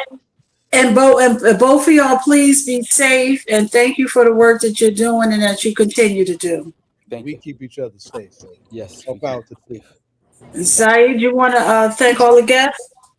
We've had a whole lot of guests today. Right?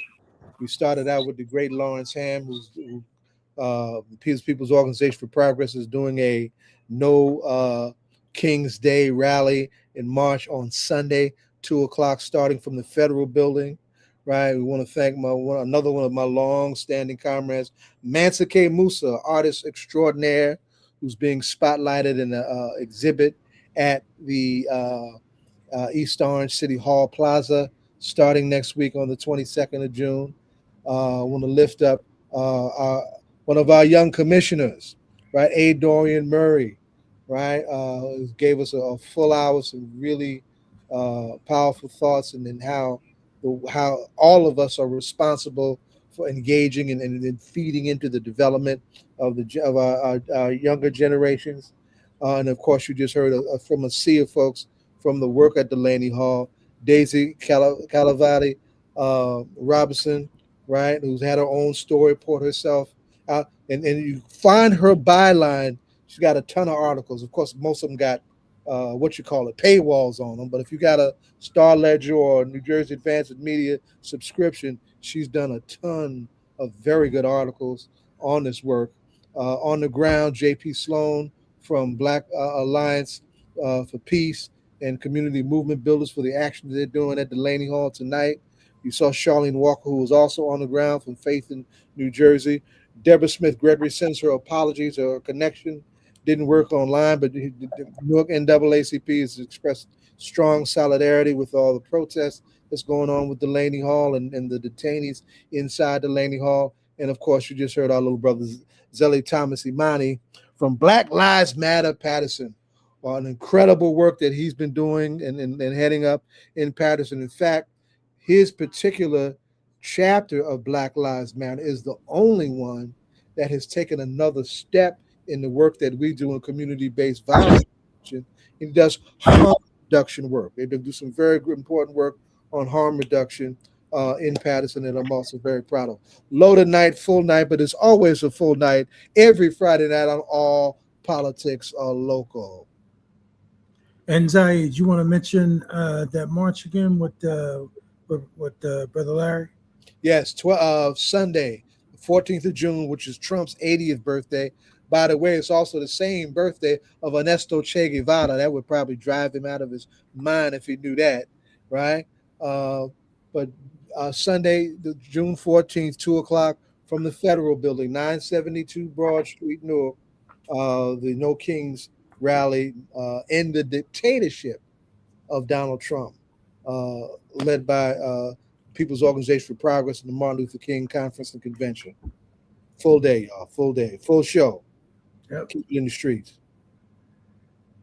All right, Donna, you got any last words? Anything you want to say? No, I just want to say Happy Father's Day to you. Happy Father's Day to all of our listeners. And may you, whatever you're doing on this Father's Day, just remember that. Say it again. Father's Day is this week. I didn't even know. Yes, sir. Father's Day is Sunday? Both of y'all didn't know, yes. It don't mean the same.